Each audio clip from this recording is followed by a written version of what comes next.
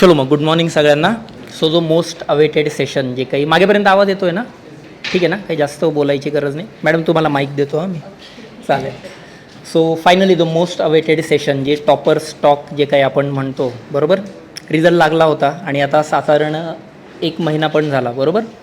आणि त्यामध्ये मग टॉपर्सचं डिस्कशन कसं काय, मग लगेच कसं आहे की रिझल्ट लागल्या लगेच टॉपर्सला धरून आणा, त्यांना बोलवा आणि मग हे चर्चा करा. कसं असतं की त्यांचा हा मोमेंट असतो की people are preparing since 4-5 years आणि बरेचसे स्ट्रगल असतात त्यामध्ये, फॅमिलीचा मोठा रोल असतो. म्हटलं थोडीशी शांतता होऊ देऊत आणि मग एकदा आरामात आपल्यासोबत एक डिस्कशन्स करूया. कारण कसं मग बऱ्याचशा गोष्टींचं पिक्चर क्लिअर झालेलं असतं. आता मार्क्स पण आलेले आहेत, बरोबर. आता हळूहळू सर्व्हिस कुठली मिळेल, काय मिळेल, या सगळ्या गोष्टी क्लिअर होतात. आणि मग आता मोहिनी आपल्याकडे आहे आणि मग आता थोडंसं मग हे डिस्कशन असेल. ॲक्च्युली मोहिनी लगेच 2 तारखेला परत दिल्ली चालली आहे, कारण तिचा फॉरेस्टचा पण इंटरव्ह्यू आहे. मग तिला म्हटलं, किंवा तिनेच फोन केला रादर, की आली आहे सर पुण्यामध्ये. म्हटलं चलो आता एक इंटरॅक्शन ठेवूयात आणि मग again she'll be flying to Delhi आणि मग त्यानंतर आल्यानंतर परत आपण काहीतरी इंटरॅक्शन्स वगैरे ठेवू. तर मग अशा पद्धतीचं हे आहे. सो मी काही जास्त वेळ घेणार नाही. काय खूप मोटिवेशन वगैरे मी द्यायची गरज नाही, कारण रिअल मोटिवेटर तर इकडे वेगळेच आहे, बरोबर. आता मला ऐकायला कोणीच नाही आलेलं आहे. I can totally understand that. बरं, सुरुवात करण्याच्या अगोदर थोडंसं मोहिनीबद्दल इंट्रोडक्शन करून देतो, कारण एका वाक्यात सांगण्यासारखं नाही आहे, मी लिहूनच आणलं आहे, त्यामुळे म्हणजे कळलं तर आता त्यात. So talking about Mohini is a BSc agri graduate. ॲग्रिकल्चरच तिचा ऑप्शनल होता. नाशिकमधून KK वाघमधून मोहिनीने BSc ॲग्रिकल्चर केले आणि she was a university gold medalist त्याच्यामध्ये.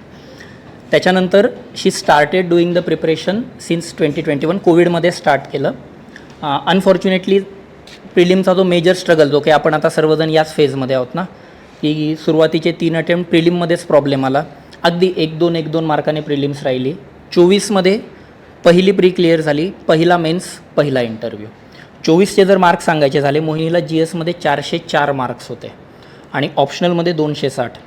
अनफॉर्च्युनेटली इंटरव्ह्यूमध्ये थोडंसं वर खाली झालं. आम्ही आता तीच चर्चा करत होतो. She'll be discussing with you people elaborately. अर्धा तास, 1 तास, 2 तास, 4 तास, 10 तास, जसं तुमची एनर्जी असेल, मोहिनीला वेळ असेल, तुम्ही करा डिस्कस.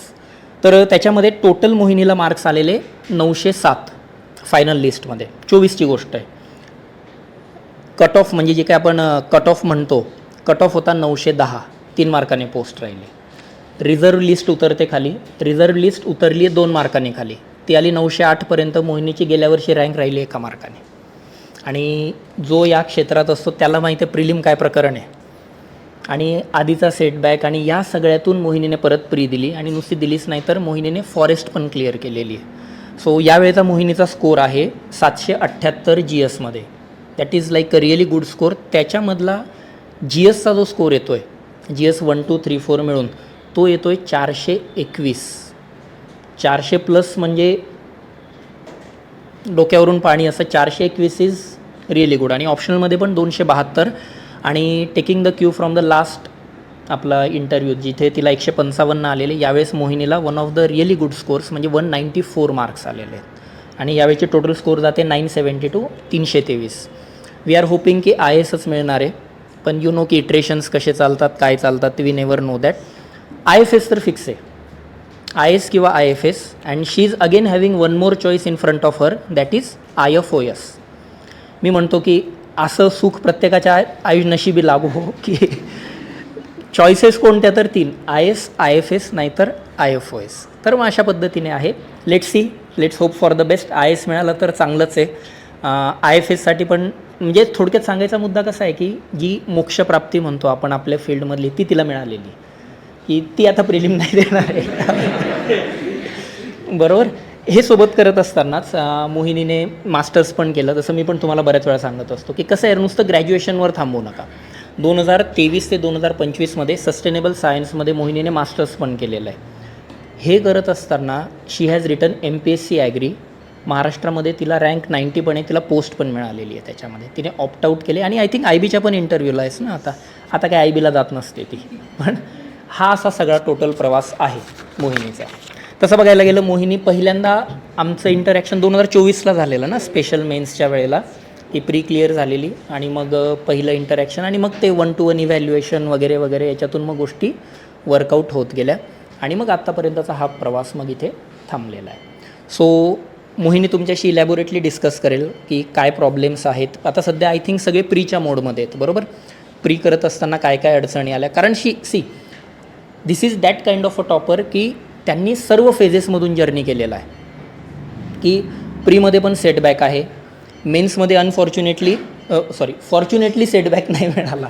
कारण कसं असतं की ह्याच्या 3 वर्षामध्ये जे काही थोडंसं हे झालं की त्याच्यात आन्सर रायटिंगची प्रॅक्टिस केली, इंटरव्ह्यूमधला सेटबॅक, आणि मग त्याच्यानंतर मग आता थ्रू आउट द थिंग्स मग काय काय गोष्टी केल्या, कशा केल्या, टेम्परामेंट कशी बिल्ड केली आहे. कारण आता हार्डली 2 महिने राहिलेत आपल्या प्रिलिम्सला, आणि यू नो की जसजशी प्रिलिम जवळ येत जाते की फोमोचं मार्केट आता हळूहळू पसरत जातं. मग कसं तुम्ही स्टेबल राहिले. एका मार्काने फायनल रँक मिस होणं, मी म्हणतो एक वेळ 100 मार्काने घरी बसा, पण 1 मार्क म्हणजे आता चर्चा केल्यावर कसं असतं ना, 1 मार्क कुठं वाढवायचा सर, 1 मार्क काही पण ना. कदाचित एखाद्या आन्सर जे राहून गेलं होतं त्याचा इंट्रोडक्शन लिहून आली असती तरी 1 मार्क मिळाला असता, किंवा त्या दिवशी त्याचा मूड चांगला राहिला असला तरी त्याने 2 मार्क चांगले दिले असते. वी नेवर नो यार की नेमकी हे कशा पद्धतीने चालतं. तर मग या सर्व गोष्टींवर चर्चा करण्यासाठी मोहिनी आज आपल्यासोबत आहे, बरोबर. तर फ्रीली डिस्कस करा. नंतर पण तिच्या इंटरॅक्शन्स असतीलच, मेन्समध्ये पण तिचे आउटपुट्स मी घेणारच आहे, कारण that is really is good score. म्हणजे एथिक्समध्ये जर पाहिलं, पर्टिक्युलरली ज्याची भीती असते सगळ्यांना की एथिक्समध्ये कन्सिस्टंटली 115+ आहेत मोहिनीला. Same is the case with GS2चा गेल्या वर्षी पण आय थिंक 2 प्रश्न राहिलेले, यावर्षी 1-1.5 प्रश्न राहिला, तरी मोहिनी 110+ स्कोर करते. म्हणजे मग असं का होतं आहे, काय नेमके फंडे वापरले, कशा पद्धतीने केले, मग यावर आपण सर्वजण आज चर्चा करूया, ठीक आहे. सुरुवात करण्याच्या अगोदर एक छोटासा बुके, मॅन्डेटरी थिंग, बरोबर, आणि मग नंतर आपलं रेग्युलर डिस्कशनला. I am just handing it over to Mohini. Alright. त्यामुळे बिंदास फ्रीली क्वेश्चन विचारा. She is a really genuine candidate. काही तुम्हाला वाटलं का, असं नाही की बऱ्याच वेळा मी गमतीत पण म्हणतो बघा की बरेच टॉपर्स असे पण असतात की मैंने तो कुछ पढा ही नहीं, मैंने तो कुछ किया ही नहीं. असं नाही आहे. The struggles are real. त्याच्यामध्ये काय काय गोष्टी असतात, कशा कशा असतात, काही छोटे मोठे असतील तर लगेच विचारा, क्लिअर करून घ्या. ऑलराईट. चालेल. मग I am just handing it over to मोहिनी.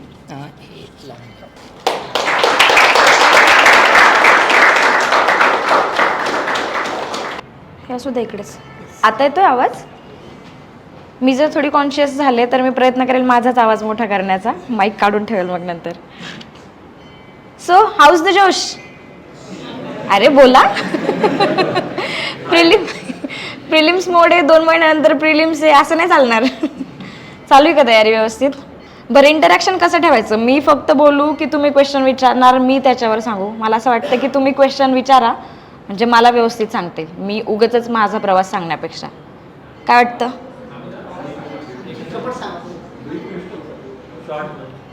बरं ठीक आहे. मी हे कॉन्शियस होते, मी प्रयत्न करते की माझाच आवाज मोठा येईल. येतोय मागे? ओके. तर आय एम द वन जिच्या कन्सिस्टंटली 3 प्रिलिम्स नाही निघाल्या आणि 4थी प्रिलिम्स निघाली. त्याच्यामुळे तुमची जर चुकून एखादी प्रिलिम्स राहिली तर don't get bother about it. Just try आणि परत पुढच्या प्रिलिम्सचा अभ्यास करा. मी आता म्हणत नाही की आता राहू द्या, आता 2 महिने आहेत आणि 2 महिने खूप इनफ आहेत तुम्ही जे करतायत त्यासाठी. जस्ट मेक शुअर की तुमच्या कन्सेप्ट्स क्लिअर असतील, सगळ्या सब्जेक्टच्या कन्सेप्ट्स क्लिअर असतील, तुमचं स्टॅटिक पोर्शन कव्हर झालं असेल, आणि करंट अफेअर्सचा तुम्ही ताण न घेता करंट अफेअर्स रीड करताय. गरजेचं नाही तुम्ही जे रीड करताय त्यातनं क्वेश्चन्स येतील, बट द थिंग इज की ते जर तुम्ही रीड केलेलं असेल, कुठल्याही नोट्स म्हणजे प्रयासच्या करंट अफेअर्सच्या नोट्स किंवा दुसऱ्या क्लासेसच्या नोट्स, तुम्हाला एक सेन्स ऑफ सॅटिस्फॅक्शन येतं की तुम्ही काहीतरी रीड केलं आहे. आणि मोस्ट इम्पॉर्टंट थिंग, प्रिलिम्समध्ये तुमच्या इंट्युशनवर डाऊट घेऊ नका. सगळ्यात महत्त्वाची गोष्ट. कारण बऱ्याचदा कसं असतं की उत्तरं तुमच्यासमोर आहेत, त्यातलं तुम्हाला माहिती आहे की हे उत्तर असू शकतं, पण अगेन सेकंड थॉट किंवा डाऊट येतो, सेल्फ डाऊट, की असं नसलं तर दुसरा काहीतरी. आपण डीप विचार करतो आणि जे पहिलं उत्तर असतं ते रॉंग करतो, आणि घरी आल्यावर कळतं की पहिला विचार होता तेच उत्तर बरोबर होतं. त्याच्यामुळे मेक शुअर की तुम्ही ज्या टेस्ट देणार आहात त्यावर पण तुम्ही तुमच्या सेल्फ इंट्युशनवर काम करताय आणि इंट्युशनवर फोकस करून ते मार्क पण करताय. म्हणजे फार फार तर काय होईल की 3-10 पैकी क्वेश्चन चुकतील तुमचे जर तुम्ही सेल्फ इंट्युशनवर गेलात तर, पण 7 बरोबर येणार आहेत. आणि जर तुम्ही सेकंड डाऊट घेतलात तर 3 कदाचित बरोबर येतील, 7 चुकतील.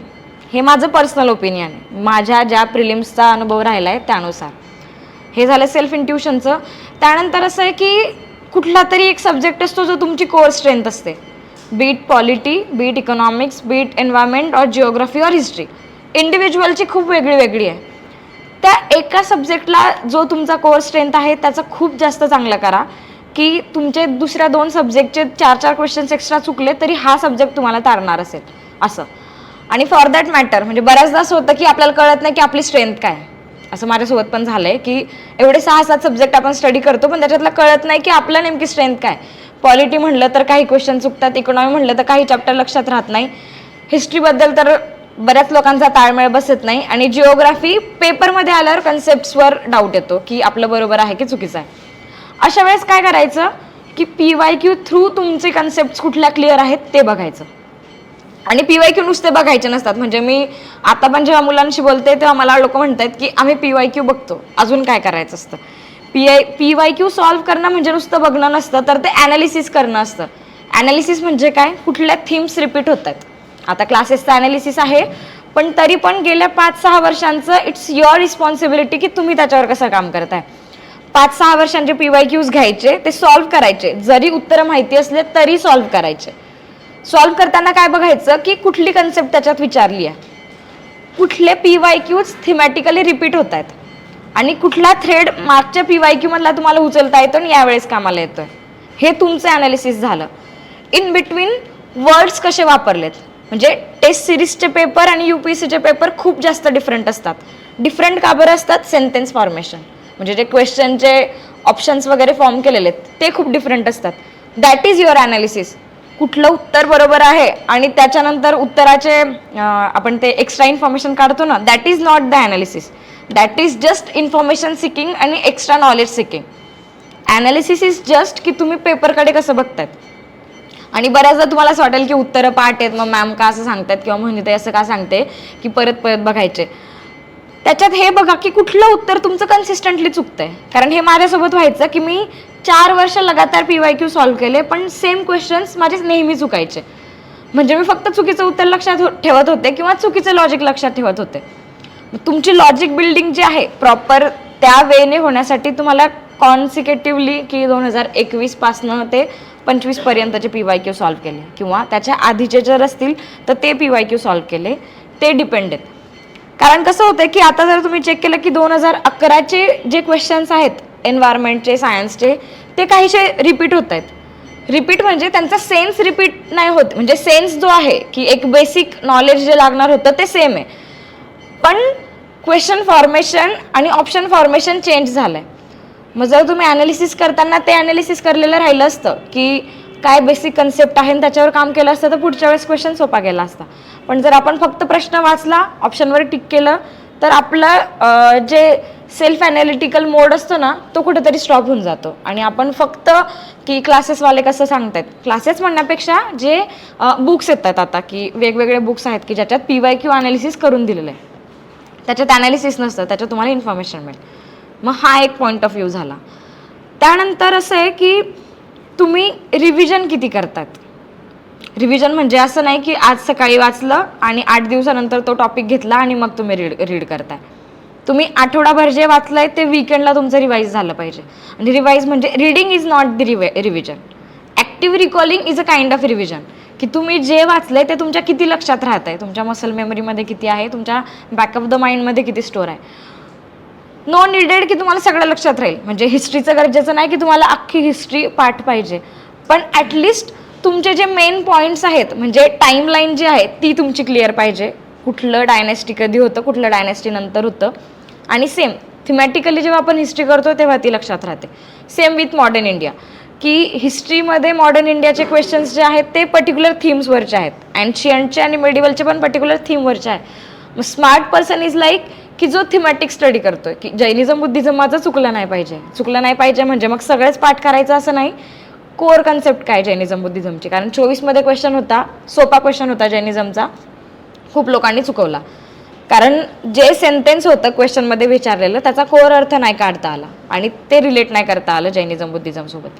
सेम विथ पॉलिटीचे सेम क्वेश्चन्स बऱ्यापैकी रिपीट होतात किंवा ट्रॅप माहिती असतात आपल्याला, कधी गव्हर्नर, कधी प्राईम मिनिस्टर, कधी प्रेसिडेंट, या पद्धतीचे. मग हे जर कळालेलं असलं की ट्रॅप्स कुठे आहेत, प्रत्येक टॉपिकचे आणि प्रत्येक सब्जेक्टचे वेगवेगळे ट्रॅप्स आहेत. इकॉनॉमीमध्ये ट्रॅप्स कसे असतात की ते कन्सेप्ट्सवर असतात, की तुमच्या बँकिंगच्या कन्सेप्ट्स कशा आहेत किंवा इन्फ्लेशनच्या कन्सेप्ट्स कशा आहेत, increase decrease, who will get benefited, who will get not benefited, अशा पद्धतीने ते ट्रॅप्स ओळखता आले पाहिजे. आणि हे ॲनालिसिस तुमचं PYQ मधून बिल्ड होतं. आता तुम्ही म्हणणार की फक्त PYQ म्हणते, मग टेस्ट सिरीजचा काय रोल आहे? तर टेस्ट सिरीजचा रोल तुमच्या रिव्हिजनसाठी आहे, की तुम्ही जे रीड करताय ते ॲक्च्युअल तुम्हाला तशा पद्धतीने अप्लाय करता येतं आहे की नाही, आठवतं आहे की नाही, किंवा मिनिमम नॉलेजवर पण की तुम्ही एलिमिनेशन कसं करताय. म्हणजे पेपर सॉल्विंगमध्ये तुम्हाला उत्तर आलंच पाहिजे असं नाही आहे, ॲटलिस्ट तुम्ही एलिमिनेट काय करताय ना, ती मोठी स्ट्रॅटेजी असते. की किमान तुम्हाला हे कळणं गरजेचं की हे उत्तर तर नसूच शकतं. 4 पैकी 2 कटले तर 2 मध्ये तुम्हाला तुमचं नॉलेज वापरता येतं असं. हा झाला टेस्ट सिरीजचा. आणि त्याचा आता ह्यात पण तुम्ही परत विचारणार की किती टेस्ट सिरीज दिल्या पाहिजे, किती नाही दिल्या पाहिजे, किती FLT सॉल्व्ह केलं पाहिजे.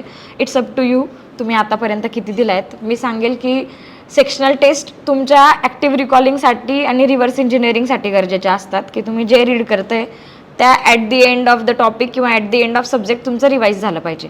आणि FLT यासाठी की तुम्ही तुमचा माइंड स्विच कसा करतायत. हिस्ट्रीतनं अचानक पॉलिटीमध्ये कसं जायचं, पॉलिटीमधनं जिओग्राफीमध्ये कसं जायचं, जिओग्राफीसोबत एन्व्हायरमेंट सायन्स कसं अलाईन करायचं, आणि मध्येच इकॉनॉमीचे क्वेश्चन्स कसे डील करायचे, त्यासाठी असतं FLT सॉल्व्ह करणं.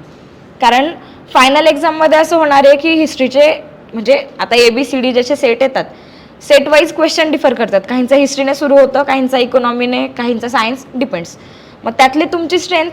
माझ्यासोबत बऱ्याचदा असं व्हायचं की मला हिस्ट्री अवघड जायचं. पेपर जर हिस्ट्रीने आला तर मग तिकडे असं होतं की आता कठीण प्रश्न आलेत, नाही येत ते, मग पुढचं काय होणार, लिव्ह इट. FLTमध्ये पण तसंच करायचं. जर तुमचा सेक्शन सुरुवातीचा आलेलं तुम्हाला कम्फर्टेबल नसलं आणि 10-10 क्वेश्चनचा सेट असतो, 20-20 क्वेश्चन्सचा, की 20 क्वेश्चन ह्या सब्जेक्टचे तर 20 क्वेश्चन त्या सब्जेक्टचे, तर मग तिकडे ते डिसाईड करणं गरजेचं की तुम्हाला आता हिस्ट्री नाही येते, लिव्ह इट. तुमचा जो कम्फर्टेबल टॉपिक आहे, पॉलिटी असला पॉलिटी, जिओग्राफी असला जिओग्राफी, ते मार्क करा. म्हणजे पहिल्या अर्ध्या तासात तुमचा कॉन्फिडन्स मेंटेन करणं गरजेचं असतं.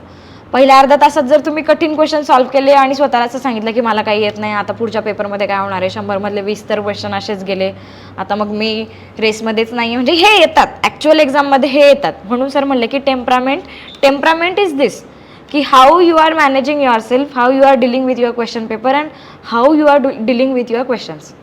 मग क्वेश्चन्समध्ये पण बऱ्याचदा असं होईल की पॉलिटी टॉपिक बऱ्यापैकी लोकांना सोपा वाटतो की त्याच्यातले क्वेश्चन्स बरोबर येतात म्हणून. पॉलिटीमध्ये असं होईल की 10 प्रश्न आलेत आणि 11वा 12वा 13वा 3 प्रश्न लगातार तुम्हाला येत नाही आहे. याचा अर्थ असा नाही की सगळा पेपर येत नाही आहे. याचा फक्त फरक असा आहे की 3 प्रश्न तुम्हाला आता येत नाही आहे, पुढच्या अर्ध्या तासात कदाचित तुम्हाला येऊ शकतात. मग ते तिकडे लिव्ह करायचे की परत ते कॅरी फॉरवर्ड करायचे, it's up to you, and that is part of temperament. मग ही स्ट्रॅटेजी तुम्ही आतापासून जर डेव्हलप केली तर ती पेपरमध्ये कामात येते. असं नाही की आता क्वेश्चन पेपर वेगळ्या पद्धतीने सॉल्व्ह करायचा आणि फायनलमध्ये मी वेगळं करेन, कारण ती मसल मेमरी तयार झालेली असते की तुम्ही पेपर कसा सॉल्व्ह करतात. आता प्रत्येकाची स्ट्रॅटेजी ती पण डिफरंट असेल. मला सवय होती मी राऊंडमध्ये सॉल्व्ह करायची. पहिल्या राऊंडमध्ये म्हणजे सेक्शनल टेस्ट सिरीजला नाही, सेक्शनल मी 1 to 100च करणार, कारण त्याच्यात राऊंडचा काही प्रश्नच नव्हता. जे येतंय ते येतंय, नाही येते ते नाही येते. पण FLTs ज्या असतात ना त्याच्यात राऊंड वाईज कसं, पहिल्या राऊंडमध्ये तुम्हाला जे शुअर शॉट येत आहेत, म्हणजे क्वेश्चन बघून तुम्हाला कळतं ना की हा मला माहिती आहे, हा बरोबरच येणार आहे, ते सॉल्व्ह करायचे. ते पहिल्या 1 तासात हार्डली तुमचे 30 ते 40 क्वेश्चन सॉल्व्ह होतील. नंतरच्या अर्ध्या पाऊण तासात ज्याच्यात वाचता असं तुम्हाला असं कळतं की हे 2 ऑप्शन नाही, पण 2 मध्ये मला येते, 50-50 जे म्हणतो आपण ते, मग ते तुमचे 30-40 होतात. आणि नंतर 20 प्रश्न असे असतात की तुम्हाला काहीच माहिती नसतं त्याच्यातलं. 20 पैकी त्यातल्या त्यात 10 मध्ये तुमचं लॉजिकही लागत नाही, तुमचा काहीच ताळमेळच बसत नाही. मग ते शेवटचे जे 20 आहेत त्या 20 मध्ये तुम्ही अजून तुमच्या सबकॉन्शियस माइंडला डील करून, आणि बऱ्याचदा कसं असतं की पेपरमधूनच तुम्हाला बरेच उत्तरं पण मिळतात, 2-3 उत्तरं, मग ती स्ट्रॅटेजी तिकडे वापरायची. आणि शेवटच्या 10 मध्ये मग रिस्क किती घ्यायची हे तुमच्यावर, की 90+ अटेम्प्ट जे म्हणतात त्याच्यात 10 क्वेश्चन ते तसेच असतात. मग काही लोक माझ्यासारखे की ज्यांना असं वाटतं की रिस्क घेऊ शकतो आपण, ते 95+ अटेम्प्ट करतात. मग चुकले तर चुकले, बरोबर तर बरोबर, पण मग असं तर असतं की आपण ॲटलिस्ट अटेम्प्ट केलेत असं. काही जर फक्त ॲक्युरेसीवर फोकस करणारे असतील तर मग ते 87-90 इथपर्यंत पण थांबतात. हे इंडिव्हिज्युअल आहे, पण माझं पर्सनल ओपिनियन किंवा माझ्या पर्सनल ॲनालिसिसवरून असं झालं आहे की रिस्क घ्या तिकडे, कारण तुमचा माइंड तेवढा डेव्हलप झालेला असतो, मॅच्युअर झालेला असतो की तुम्ही ॲटलिस्ट 4 क्वेश्चन मार्क केले तर 4 मधले 2 बरोबर येतील, 2 चुकतील, तरी तुम्ही पॉझिटिव्हमध्ये राहतात. किंवा 5 पैकी 3 चुकले 2 बरोबर आले तरी तुम्हाला 2 मार्क्स मिळणार आहेत, जरी तुमचा 2 मार्क म्हणजे 4 क्वेश्चनचे मार्क्स गेले तरी. आणि प्रिलिम्समध्ये एक मार्क्स किंवा पॉईंट खूप इम्पॉर्टंट राहतो. म्हणजे माझ्या कन्सिस्टंटली 3 प्रिलिम्स नाही निघाल्या. माझी 23ची प्रिलिम्स जो एकदम डायसी पेपर आला होता तो 1 मार्कांनी राहिली. 72चा कट ऑफ होता, 72 का 74, आणि मला 73 का 71 असे काहीतरी मार्क्स होते, 1-1.5 मार्क कमी होते. त्याच्यानंतर मग तेव्हा असं झालं की एक प्रश्न, कदाचित युक्रेनच्या मॅपिंगचा प्रश्न मी बरोबर आणला असता तर माझी प्रिलिम्स क्लिअर झाली. कुठलाही प्रश्न, मग शेवटी असं वाटतं की खूप बेसिक क्वेश्चन पण आपला चुकून जातो त्या तिथल्या ट्रॉमॅटाईज सिच्युएशनमध्ये. म्हणून मग ॲक्युरसीवर किती फोकस करायचा ते पण असतं. म्हणजे बऱ्याचदा असं होतं ना की पॉलिटिक्स असं वाटतं की हा प्रश्न आपला चुकणारच नाही, किंवा आपण जे मार्क करतोय ते बरोबरच आहे, पण आपण कदाचित क्वेश्चन चांगला इंटरप्रिट नाही करत किंवा घाईघाईत वाचतो म्हणून आपलं ते चुकून जातं, किंवा मग राऊंड व्यवस्थित नाही करत त्यामुळे पण क्वेश्चन चुकतो. म्हणून मग ॲक्युरसी 100% कधीच नसते. आपले कधी NCERTच्या ज्या कन्सेप्ट आहेत, म्हणजे जिओग्राफीचं, मला असं व्हायचं की माझं जिओग्राफी खूप चांगलं होतं आणि माझ्या प्रिलिम्समध्ये जिओग्राफीचे क्वेश्चन्स चुकायचे, कारण तो ओव्हर कॉन्फिडन्स असायचा की मला जिओग्राफी येतंय चांगलं आणि मी मार्क करणार आहे ते बरोबर असणार आहे. मग 1-2 सिली मिस्टेक अशी व्हायची की तो क्वेश्चन चुकायचा. सेम सिली मिस्टेक आपल्या हिस्ट्रीमध्ये होऊ शकतात. म्हणजे जैनिझमचा मी क्वेश्चन म्हणला की घरी आल्यानंतर असं वाटतं की यार किती सोपा प्रश्न होता आणि मी कसा चुकवला, तर त्या वेमध्ये तसं होणार आहे. त्याच्यामुळे हे कन्सिडर करूनच चाला की तुमचे जे सोपे क्वेश्चन्स आहेत ते 2-3 तरी चुकतील, पण मग तुम्ही जी रिस्क घेणार आहे त्याच्यात जे कठीण प्रश्न आहेत ते तुमचे 3 बरोबर येऊ शकतात. मग ते कंपेन्सेट करण्यासाठी असतं तुमची आधीची ॲक्युरसी आणि नंतरची रिस्क. तर हा तो वे झाला. आता उरलं सीसॅटचं कसं आहे, आता प्रत्येकाचं परत हे वेगळं असतं. कोणाला कॉम्प्रिहेन्शन चांगलं जमतं, कोणाला रिझनिंग, कोणाला मॅथ्स. पण सीसॅटमध्ये master of none but jack of the all, म्हणजे जसं मेन्सचा फंडा आहे तसा सीसॅटचा फंडा आहे. You can't rely wholly on your comprehension, you can't rely wholly on your reasoning or maths जे आहे ते तुम्हाला तिघांमध्ये बॅलन्स करणं गरजेचं आहे. कॉम्प्रिहेन्शनचे क्वेश्चन आपल्याला सॉल्व्ह करतं तेव्हा असं वाटतं की आपलेच बरोबर आहे, आपल्यासारखं कॉम्प्रिहेन्शन कोणी सॉल्व्ह करत नाही. घरी आल्यावर जेव्हा आन्सर की क्लासेसची बघतो तेव्हा कळतं की 6, 7, 8 पॅसेज चुकलेत. 25 पैकी 6, 7, 8 पॅसेज चुकणं म्हणजे मग फार वाईट अवस्था आहे. म्हणजे असं नाही की तुम्ही सीसॅट क्वालिफाय नाही होणार, पण फक्त कॉम्प्रिहेन्शनवर रिलाय राहिलं तरची गोष्ट आहे. कारण कॉम्प्रिहेंड करताना ठीक आहे की आपले 25 पैकी 22 प्रश्न बरोबर येतील आपल्या वेने, पण 3 चुकायची शक्यता आहे. मग तिकडे कंपेन्सेट करण्यासाठी रिझनिंग आणि मॅथ्स असतं. आणि मॅथ्समध्ये पण असं नाही की अफलातूनच मॅथ्स सॉल्व्ह केलं पाहिजे. सीसॅटच्या पेपरची ही ट्रिक आहे की सोपे प्रश्न जे असतात की जे सॉल्व्ह करता येण्यासारखे ते मध्येच कुठेतरी टाकले असतात. मग ते पेपर एवढा आपला मोठा असतो, लेंदी असतो, ते बघण्याच्या नादात आपण सोपे प्रश्न मिस आउट करतो. त्याच्याकडे एकतर लक्ष जात नाही किंवा त्याच्यावरती इतका कठीण प्रश्न असतो की ते सॉल्व्ह करता करता इतके नाकेनऊ येते की आपण सोपा प्रश्न करतच नाही. मग ह्याच्यात ते क्लॉकचे क्वेश्चन्स किंवा ते नंबर सिस्टीमचे क्वेश्चन्स की जे सोपे आहेत ते क्वेश्चन्स, स्पीडचे क्वेश्चन्स असे जे आहेत ते सोपे क्वेश्चन असे मध्ये टाकलेले असतात. किंवा ते नाही का फिल इन द ब्लँक्समध्ये असे 15-16 काहीतरी हे देतात, त्याच्यामध्ये काहीतरी हे केलेलं असतं. रिझनिंगचा टाईप येतो कदाचित तो, ते सिक्वेन्सवाला क्वेश्चन्स. हे क्वेश्चन्स असे असतात ना की ते तुमचं काम आहे कॉम्प्रिहेन्शन सॉल्व्ह करताना पहिले सोपे क्वेश्चन जे आहेत ते शोधायचे आणि सॉल्व्ह करायचे. कारण जर नंतर शेवटी ठेवले की सोपे क्वेश्चन्स आता करू तर ती वेळच येत नाही आणि इतकं बर्डन येतं. एकतर time is ticking very fastly की ते 2 तास कसे कुठल्या वेने जातात काहीच कळत नाही. कॉम्प्रिहेन्शन करता करता 1 तास होतो आणि उरलेल्या 1 तासात मॅथ्स करू, रिझनिंग करू, काहीच कळत नाही. मग इकडे तुमचं टाईम मॅनेजमेंट, इकडे तुमचं क्वेश्चन पेपर हँडलिंग आणि क्वेश्चन सिलेक्शन. 80 प्रश्न सॉल्व्ह करायचे नाही, त्याच्यामुळे ते तर बर्डनच नाही की 2 तासात मला 80 प्रश्न सॉल्व्ह करायचे आहेत. 50+मध्ये 25 तुमचे कॉम्प्रिहेन्शन आहेत. कॉम्प्रिहेन्शन पण काही कॉम्प्रिहेन्शन असे असतात की तुम्हाला रीड करायची गरज नसते, ऑप्शन जर वाचले तर ऑप्शनमधनं तुमचं टिक होईल. मग तुमचा तो टाईम तिकडे सेव्ह होतं, तो टाईम युटिलाइज करायचा त्या कॉम्प्रिहेन्शनसाठी जिकडे की पॅसेज वाचणंच गरजेचं असतं. बऱ्यापैकी फिलॉसॉफिकल पॅसेज म्हणजे तो असतो 5 ओळींचा, पण त्याचा अर्थ लागत नाही, उत्तर निघत नाही. अशा वेळी तुम्हाला रिपीट वाचावं लागतं, त्याच्यासाठी वापरायचा. किंवा रिझनिंगमध्ये काही क्वेश्चन्स की आता रिझनिंगमध्ये असं झालं आहे की इवन मॅथ्समध्ये पण उत्तर काढायचं नाही, पण उत्तर येतं आहे की नाही ते सांगायचं आहे. ॲट द एंड तुम्हाला उत्तर काढायचंच आहे, फक्त ऑप्शन वेगळ्या पद्धतीने फॉर्म केला आहे. मग ती ॲबिलिटी स्वतःची डेव्हलप करायची आणि त्यासाठी तुमच्यासाठी इम्पॉर्टंट आहे PYQs. मग सगळ्या प्रकारचे UPSCचे सगळे PYQs जे आहेत सीसॅटचे ते, प्लस UPSC सोबत ज्या बाकीच्या एक्झाम्स होत आहेत त्याच्यात काही असतात सीसॅटचे क्वेश्चन्स जे असतात ते. म्हणजे माझ्या वेळेस मला आठवतंय की मी UPSCच्या PYQ सोबत NDA CAPF वगैरे सगळ्यांचे PYQs केले होते गेल्या 2-2.5 वर्षात. टेस्ट सिरीजचे क्वेश्चन सॉल्व करण्यापेक्षा, आणि टेलिग्रामचं ते एक चांगलं आहे की त्यांनी सगळेच क्वेश्चन्स जे आहेत PYQ म्हणून टाकलेले असतात. मग ते स्पेशल UPSC PYQ चॅनल येतं, त्याच्यात CAPF म्हणलं तर CAPF वाले PYQs येतात, किंवा टॉपिक वाईज. मग हिस्ट्री म्हणलं तर हिस्ट्रीचे सगळे NDA CAPF CISF जे काय आहेत त्या सगळ्या एक्झाम्सचे आणि UPSCचे असे सगळे PYQ येतात. मग हे रॅन्डम ज्या गोष्टी आहेत की त्या कॉन्शियसली तुम्ही करतायत ते इम्पॉर्टंट आहे. मग अशा पद्धतीने UPSCच्या ज्या वेगवेगळ्या एक्झाम आहेत त्याच्या PYQचा, UPSCच्या PYQचा असं सगळं एकत्र केलं की तेव्हा तुमचं प्रिलिम्सचा बेस क्लिअर होतो. Prelims is not about reading and reading, it's about MCQ solving, आणि त्यासाठी तुमचा ॲटिट्यूड तसा डेव्हलप करायला लागतो. म्हणजे बऱ्याचदा असं असतं ना की क्वेश्चन पेपरमध्ये कितीतरी गोष्टी तुम्ही वाचलेल्याच नाही आहेत, तो टॉपिकच तुमच्यासाठी नवीन आहेत, पण तुम्हाला माहिती आहे की तुम्ही त्या रिलेटेड काहीतरी वाचलेलं आहे, ऐकलेलं आहे, आणि ते तुमचं लॉजिक जे ते तिकडे कसं लावता येतं आहे असं. आणि मी जे मग अशी म्हणले की क्वेश्चन फॉर्मेशन आणि त्याच्यातले वर्ड्स कसे पिक केलेले आहेत.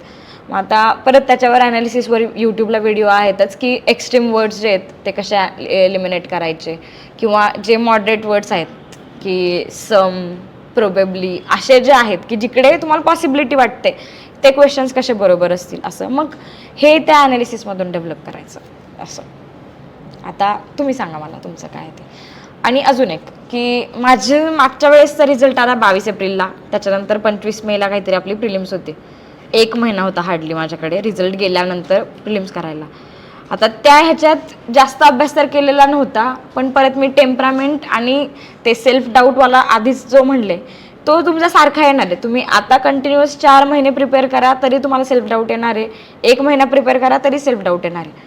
मग अशा वेळी तुम्ही जे केलेले आहेत त्याच्यावर कॉन्फिडंट राहणं गरजेचं आहे. म्हणजे आता नोट्स पण शेवटी तुम्हाला खूप नोट्स मिळतील की रॅपिड रिव्हिजनच्या नोट्स येतात, की परत विजनचे मंथली मॅगझिन आहे त्याच्या परत शॉर्ट नोट्स येतात, 1 पेजर 2 पेजर अशा, करंट अफेअर्सच्या झाला, किंवा स्टॅटिक पोर्शनच्या रॅपिड रिव्हिजनच्या नोट्स येतात.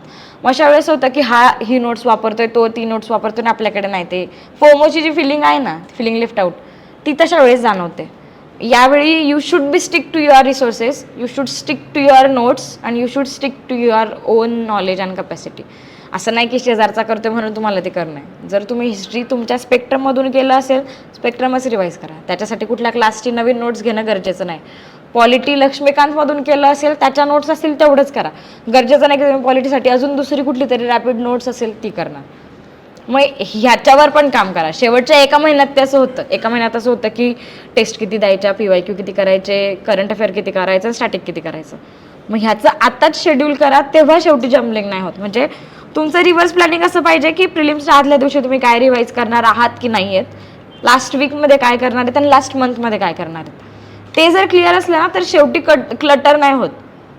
नाही तर मग शेवटी सगळ्यांनाच असं होतं की प्रिलिम्सच्या आधी हे करायचंय ते करायचंय.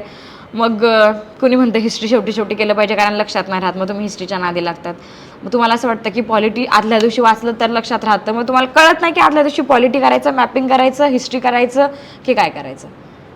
ह्या गोष्टी तुमच्या माइंडमध्ये क्लिअर झाल्या पाहिजे, आणि तुमचं शेड्यूल तुमचं असलं पाहिजे. शेजारचा करतोय म्हणून मी ते शेड्यूल करतोय, किंवा कुठल्या तरी क्लासच्या सरांनी सांगितले म्हणून मी ते शेड्यूल करतोय, तसं नाही काम करणार असं. आणि परत एक प्रश्न हा की टेस्ट सॉल्व्ह करणं म्हणजे टेस्ट देणं, ॲन्सर बघणं आणि स्कोअर काढणं एवढं नसतं. टेस्ट रिवाईज झाली पाहिजे, एकतर ती ॲनालिसिस झाली पाहिजे टेस्ट सॉल्व्ह करते, आणि ती रिवाईज झाली पाहिजे. तुम्ही 2 टेस्ट कमी सॉल्व्ह करा, पण आधीची 1 टेस्ट 2 वेळा रिवाईज करा. कारण जर सेम प्रश्न तुम्ही पुढच्या वेळेस चुकवताय तर इट डझंट मेक सेन्स की तुम्ही काहीतरी सॉल्व्ह केलं आहे. मग तुमचं जर चुकणार असेल तर न सॉल्व्ह केलेलंच बरं. आणि जर सेम टॉपिक जर तुम्ही चांगला रिवाईज केला आहे, ॲनालाइज केला आहे, आणि तो कॉन्सेप्ट तुम्ही क्लिअर केला आहे, तर मग त्या रिलेटेड आलेले प्रश्न तुमचे बरोबरच पाहिजे. That's how you should go with your test series, PYQs आणि ओव्हरऑल प्रिलिम्सचा अप्रोच. आता मला तुमच्याकडनं सांगा, what you are willing to ask, what you want extra. तुम्ही आता सांगितलं की तुमचं शेड्यूल तुमचं असलं पाहिजे. मग मॅडम असा प्रश्न विचारायचा होता की तुमचं रुटीन आणि शेड्यूल कसं होतं ते सांगायला. माझं कसं असायचं की सकाळची सुरुवात मी स्टॅटिकने करायची, करंट अफेअर्स आम्ही ग्रुपमध्ये करायचो, की आम्ही 3-4 जणांचा ग्रुप होता. करंट अफेअर्स एकदा रीड करायचं आणि रॅपिड रिव्हिजन, मग मध्येच काही आठवलं तर ते. दुपारचा स्लॉट MCQ सॉल्विंगसाठी होता, कारण झोपेच्या ह्याच्यात कळत नाही. आणि शेवटचा 1 महिना मग मी ते आपला प्रिलिम्सचा जो आहे प्रॉपर 9:30 ते 11:30चा टायमिंग आणि दुपारी 2:30 ते 4:30चा टायमिंग, त्या दरम्यान मग माझं प्रॉपर GS आणि CSAT चालायचं. म्हणजे रोज CSAT जे असायचं ते त्याच दरम्यान करायचं, 2:30 ते 4:30च्या दरम्यान. कारण तो तुमचा मेंटल हे जो असतो तो तयार झाला पाहिजे त्या काळात. आणि बऱ्याचदा कसं असतं की कोणाला 2 सब्जेक्ट कम्फर्टेबल असतात, कोणाला 1 सब्जेक्ट कम्फर्टेबल असतात. मग माझं असं असायचं की रिव्हिजन जे मी म्हणलं की तुम्ही जे रीड केलं त्याच्या टेस्ट सॉल्व्ह केल्या पाहिजे. मग मी मोस्ट प्रोबेबली असं फॉलो करायचे की लास्ट वीकमध्ये जर मी पॉलिटी वाचलं आणि ह्या वीकमध्ये मी हिस्ट्री घेणार आहे, तर मी हिस्ट्री सॉल्व्ह करताना पॉलिटीच्या टेस्ट सॉल्व्ह करणार.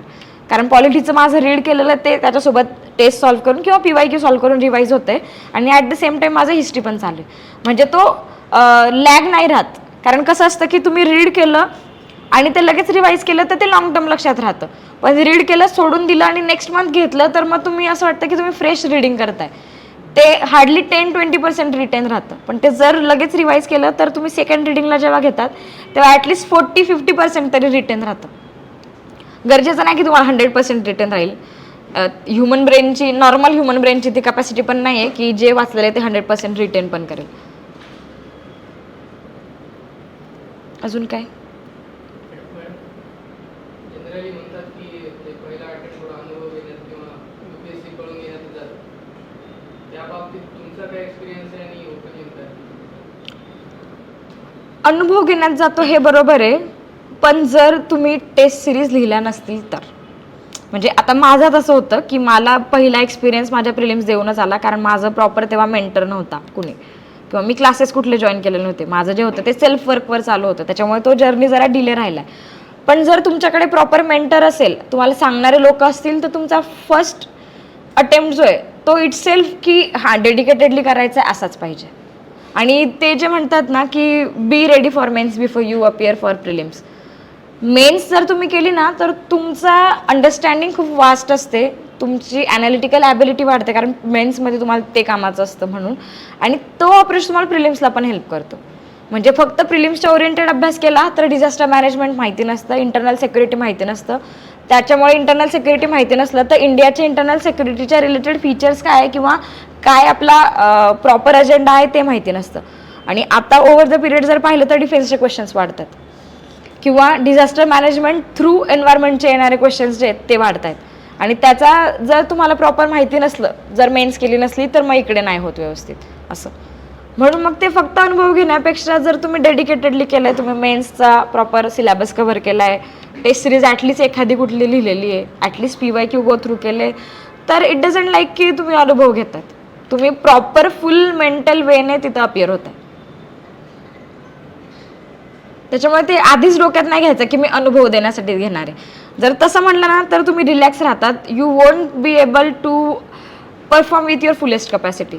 कारण तुम्हाला माहिती आहे की तुम्ही चांगलं करू शकताय, बट जस्ट बिकॉज की तुम्ही हां फक्त द्यायचं म्हणून द्यायचं असं जर म्हणलं तर तुम्ही डोकंच नाही लावत. आणि जर तुमचं असं आहे की हां मला प्रिलिम्स क्लिअर करायची आहे, तर तुम्ही सगळ्या वेने अप्रोच करणार की तुम्हाला हे उत्तर कसं जास्तीत जास्त बरोबर येतं असं. आणि परत हे आहे की प्रिलिम्समध्ये उत्तर बरोबर येण्यापेक्षा कमी चुकणार कसे त्याच्यावर फोकस करायचा. म्हणजे तुम्हाला माहिती नाही की तुमचं बरोबर आहे की नाही आहे, पण ॲटलिस्ट हे जर माहिती की तुम्ही कमीत कमी चुका करण्याचा प्रयत्न करतायत तरी तुम्ही खूप चांगलं परफॉर्म करणार आहे. तुम्ही सांगितलं की PYQ ॲनालिसिस करणे म्हणजे फक्त वाचणे नव्हतं, तर मग ॲनालिसिस करणे म्हणजे तुमच्या पॉईंट ऑफ व्ह्यू एकदा तुम्ही सॉल्व्ह केलं ना तर ते सॉल्व्ह केल्यानंतर तो क्वेश्चन तुमचा का चुकला.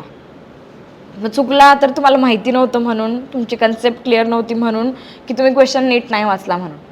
आणि हे सेम तुमच्या ह्याला पण अप्लाय होतं टेस्ट सिरीजला. तुमचा प्रश्न चुकला म्हणजे चुकल्यावर बरोबर उत्तर काय आणि त्याचं एक्सप्लेनेशन काय ते बघणं नसतं. चुकला तर का बरं चुकलं. कारण तुमचं जर हे माहिती असलं की तुमचं इन्फॉर्मेशन म्हणजे नॉलेज गॅपमुळे चुकतंय, की तुम्ही कन्सेप्च्युअल क्लॅरिटीमुळे चुकतंय, की तुम्ही घाईघाईत वाचताय. म्हणजे बऱ्याचदा असं होतं की आपल्याला माहिती असतं सगळं, but just because we are in a hurry to deal with the paper आणि तुम्ही खूप घाईघाईत वाचताय तर तुम्ही खूप सोप्या सोप्या मिस्टेक्स करतात. ॲनालिसिस करणं म्हणजे ते एकतर क्वेश्चनचा ॲनालिसिस की तुमचा का चुकला किंवा का बरोबर आला, दुसरं कुठल्या थीममधून तो आला आहे. म्हणजे बऱ्याचदा कसं होतं ना की इकॉनॉमीचा पर्टिक्युलरली जे इन्फ्लेशनचे क्वेश्चन येतात, इन्फ्लेशनचे काही क्वेश्चन तुम्हाला खूप सोपे वाटतात, तुम्ही सॉल्व्ह करतात, आणि काही क्वेश्चन तुमचे चुकताय. म्हणजे हे ह्याच्यामुळे नाही की इन्फ्लेशन तुम्हाला माहिती नाही, हे ह्याच्यामुळे की इन्फ्लेशनचं जे बेसिक कन्सेप्ट आहे ते जर थोडंसं वेगळ्या पद्धतीनं मांडलं, थोडं डिटेल वेने जर एक्सप्लेनेशन असलं त्या आन्सरमध्ये, त्या ऑप्शनमध्ये, तर तिकडे आपण मार खातो. कारण एवढं वाचेपर्यंत आपल्याला असं वाटतं की आपल्या कन्सेप्टच चुकीचं आहे की काय. आणि जर छोटं स्टेटमेंट असलं तर आपल्याला माहिती की हे बरोबर आहे असं. मग हे डील करायचं की तुम्ही सेम टॉपिकवर क्वेश्चन जर बदलला तर तुम्हाला तो सॉल्व्ह करता येतोय की नाही येतोय असं. आणि त्यानंतर मग तुम्ही परत मागच्या थीम्स कशा इकडे अप्लाय करताय, कारण हिस्ट्रीच्या थीम्स ठरलेल्या आहेत, त्याच्यातनंच क्वेश्चन्स येत आहे. मग विजयनगरावरून जर क्वेश्चन येणार आहे तर इट्स युअर रिस्पॉन्सिबिलिटी की तुम्ही विजयनगर थोरली करणार आहे. मग त्याचं ॲडमिनिस्ट्रेशन कसं होतं ते करणार आहे, त्याच्या परत इकॉनॉमिकल सेटअप कसा होता ते, आणि कल्चरल कसं होतं. कारण विजयनगरामध्ये KDR आणि त्याच्यासोबत येणारे बाकीचे जे लोक होते ते त्यात थीम्स पिक करून, असं गरजेचं नाही तुम्हाला सगळीच हिस्ट्री लक्षात ठेवायची. जर क्वेश्चन तुम्हाला माहिती आहे की पॉकेट्स ऑफ हिस्ट्रीमधून येणार आहे तर डील विथ दॅट. आणि कसं होतं ना की मी जे मगाशी म्हणलं की PYQ किंवा नॉर्मल क्वेश्चन सॉल्व्ह करताना रिव्हर्स इंजिनिअरिंग करायची. बऱ्याचदा असं करायचं की म्हणजे आपण असं म्हणतो की माझं रिडिंग झाल्यानंतर, रिव्हिजन झाल्यानंतर मी टेस्ट देईल, त्यापेक्षा रिडिंग सुरू केलं किंवा सुरू करायच्या आधी एक पेपर द्या. तुम्हाला कळू द्या की ॲटलिस्ट तुम्हाला किती येतं आहे. कारण जर तुम्हाला माहिती नसलं की तुम्हाला आधी किती माहिती आहे तर तुम्ही अननेसेसरी सगळंच वाचत बसणार. मग डोक्यात जी स्पेस ऑक्युपाय होते ना, जे माहिती आहे त्याची पण होते, जे माहिती नाही त्याची पण होते. मग जर तुम्हाला माहिती की तुमच्या ह्या कन्सेप्ट क्लिअर आहे, हे क्वेश्चन्स बरोबर आहे, तर you will focus on those area की जे तुम्हाला माहिती नाही आहेत किंवा जी इन्फॉर्मेशन तुमच्याकडे नाही आहे.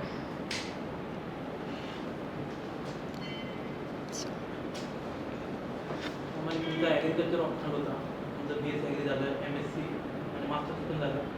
मॅडम मग दुसरे तुम्हाला ऑप्शनल घ्यावे असं वाटलं होतं का, किंवा तुम्ही विचार केला होता की ॲग्री फिक्स होतं? नाही, ॲग्री फिक्स होतं. फायदा झाला तुम्ही?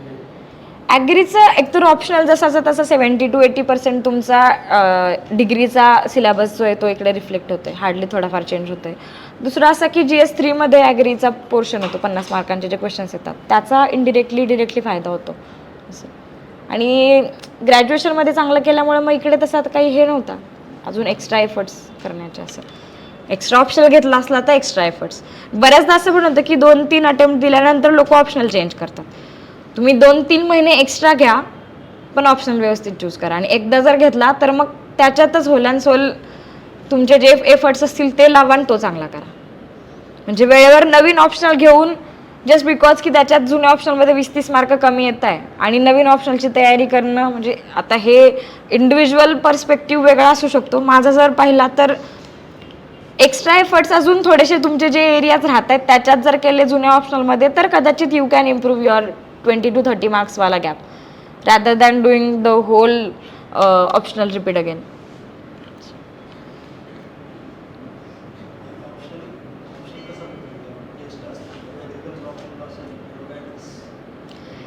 ॲग्रीचं माझं असं होतं की मग कॉलेजच्या नोट्सवर जास्त फोकस होता. मी कॉलेजच्या नोट्स थ्रू आणि PYQs जे होते 10-15 वर्षांचे, मी PYQ बेस माझ्या नोट्स तयार केल्या होत्या. कारण ऑप्शनलमध्ये बऱ्यापैकी तुमचे 50-60% PYQ ओरिएंटेडच पेपर असतो आणि टेक्निकल ऑप्शनलमध्ये नवीन जास्त येण्याचं काही नसतं. पण आता रिसेंट ट्रेंड चेंज झाला ॲग्रीचा की मायनर टॉपिक्समध्ये जास्त कंपल्सरी क्वेश्चन्स विचारतायत किंवा आउट ऑफ द बॉक्स प्रश्न विचारतायत. पण ते हार्डली किती 250 मार्कापैकी 50 मार्काचं वेगळं आहे. 200 मार्काचा पेपर तर तुमचा समहाऊ PYQ किंवा डिरेक्ट सिलेबस ओरिएंटेड असणार आहे. मग तुमच्या नोट्स प्रिपेअर असल्या पाहिजे, तुमच्या शॉर्ट नोट्स प्रिपेअर असल्या पाहिजे, डायग्राम्स प्रिपेअर असल्या पाहिजे. आणि माझ्या ऑप्शनलच्या बाबतीत असं होतं की प्रेझेंटेशन, दुसरं एक्झाम्पल्स ऑप्शनलच्या पेपर 1 मध्ये जे लागतात की जिकडे तुम्ही टाकू शकतायत एक्स्ट्रा डेटा, एक्झाम्पल, सायंटिस्टचे नेम्स कोट करणं. ते टेस्ट यावेळेस मी कनकराजन सरांच्या लिहिल्या होत्या, शंकर IASच्या 2-3-4 टेस्ट लिहून झाल्या पण, कारण यावेळेस वेळच नव्हता तेवढा जास्त टेस्ट लिहायला, त्याच्यामुळे 4 लिहिल्या होत्या 3-4. तुमच्यापैकी आहे का कोणाचा ॲग्री ऑप्शनल? तुझंच आहे का? तुझं पण आहे का? ग्रॅज्युएशन ॲग्रीतनंच की हॉर्टी वगैरे? ॲग्रिकल्चर. करंट अफेअर्ससाठी विजन मंथली जानेवारी टू मार्च 12-13 महिन्यांचे मंथली.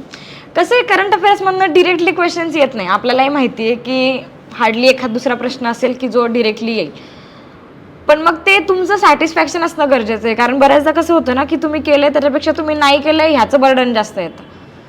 मग एकदा ते थोडं रिडिंग करणं गरजेचं आहे. आणि मेन्ससाठी म्हणजे मंथली मॅगझिन यासाठी की त्याच्यातनं टॉपिक जरा होलिस्टिक कवर होतो. आणि जर फक्त PT 365 घेतलं तर ते bombarding of facts and thoughts and information एवढंच होतं. आणि ते शेवटच्या 2 महिन्यात तेवढा थॉट्स सगळ्या रिगेन करणं ते अवघड जातं. आणि मग माझं असं होतं की मी नोव्हेंबर-डिसेंबरमध्येच सुरू करून द्यायची मंथली करायला.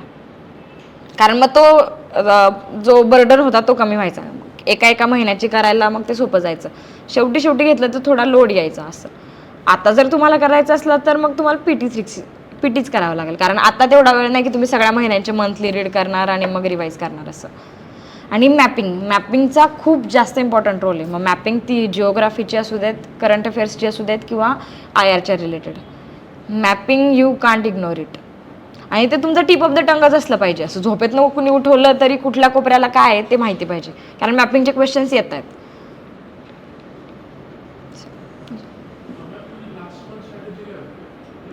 Last month PYQ and basic notes revision.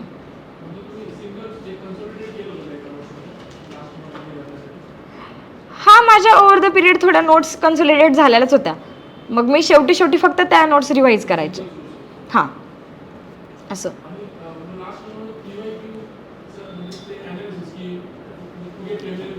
हां, get familiar with the question. म्हणजे लास्ट मंथमध्ये माझं असं होतं की रिडिंगवर जास्त फोकस देण्यापेक्षा क्वेश्चनवर जास्त फोकस द्यायचा.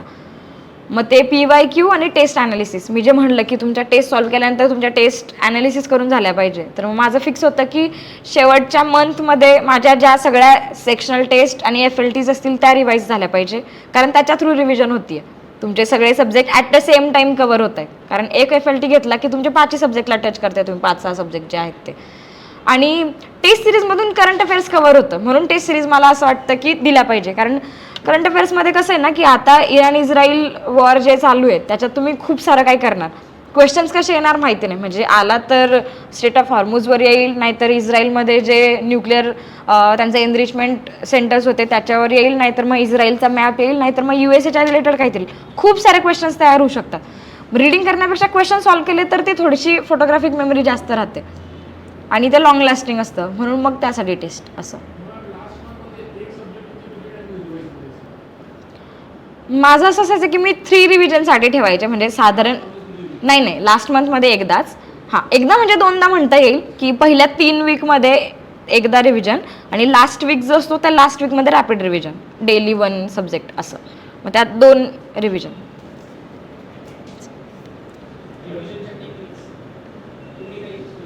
रिव्हिजनच्या टेक्निक, रिव्हर्स इंजिनिअरिंग माझी तर पहिली टेक्निक होती प्री मेन्स सगळ्यांसाठी. की जे टॉपिक रिवाईज करायचे त्याचे क्वेश्चन सॉल्व्ह करायचे आणि क्वेश्चन सॉल्व्ह केले असतील तर त्याचं ॲनालिसिस करायचं. ते दुसरं आम्ही थोडं ग्रुपमध्ये रिव्हिजन करायचो की एखादा टॉपिक जर घेतला तर एकमेकांना क्वेश्चन विचारून किंवा ती कन्सेप्ट बरोबर आहे की नाही त्यासाठी. मॅपिंगसाठी मी स्वतः पर्सनली मॅप्स काढायचे. म्हणजे जेव्हा वेळ मिळाला तेव्हा एखादा रिव्हर असू दे किंवा माउंटेन काही जरी असलं तर त्याचे शॉर्ट फॉर्म्स तयार करणे आणि पिक्टोग्राफिक मेमरी तयार करणे असं.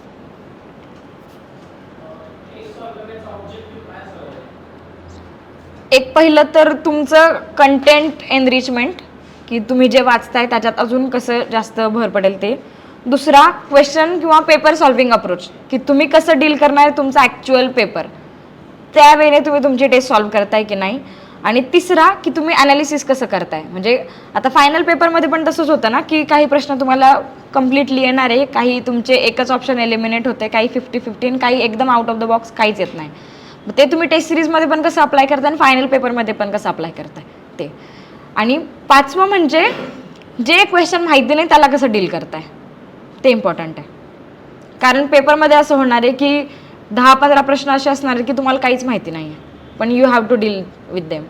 टेस्ट सिरीजमध्ये सेम तसंच असतं की तुम्हाला माहिती नाही आहे क्वेश्चन्स, पण still you have to take risk आणि you should deal with them त्यासाठी. हां, मग त्याचा जेवढा लोड नाही घ्यायचा. त्याच्यातनं जर आपल्याला काही शिकता येणार असलं तर तसं बघायचं आणि बाकीचे सोडून द्यायचे. आता टेस्ट सिरीजचं ॲट द एंड काय आहे की त्यांना 100 प्रश्न एका सब्जेक्टसाठी काढायचे आहेत, पर्टिक्युलरली सेक्शनल टेस्ट. त्यांना जर टॉपिक कव्हर करायचाच आहे सेक्शनल टेस्टचा तर ते कसेही क्वेश्चन्स तयार करतीलच असं.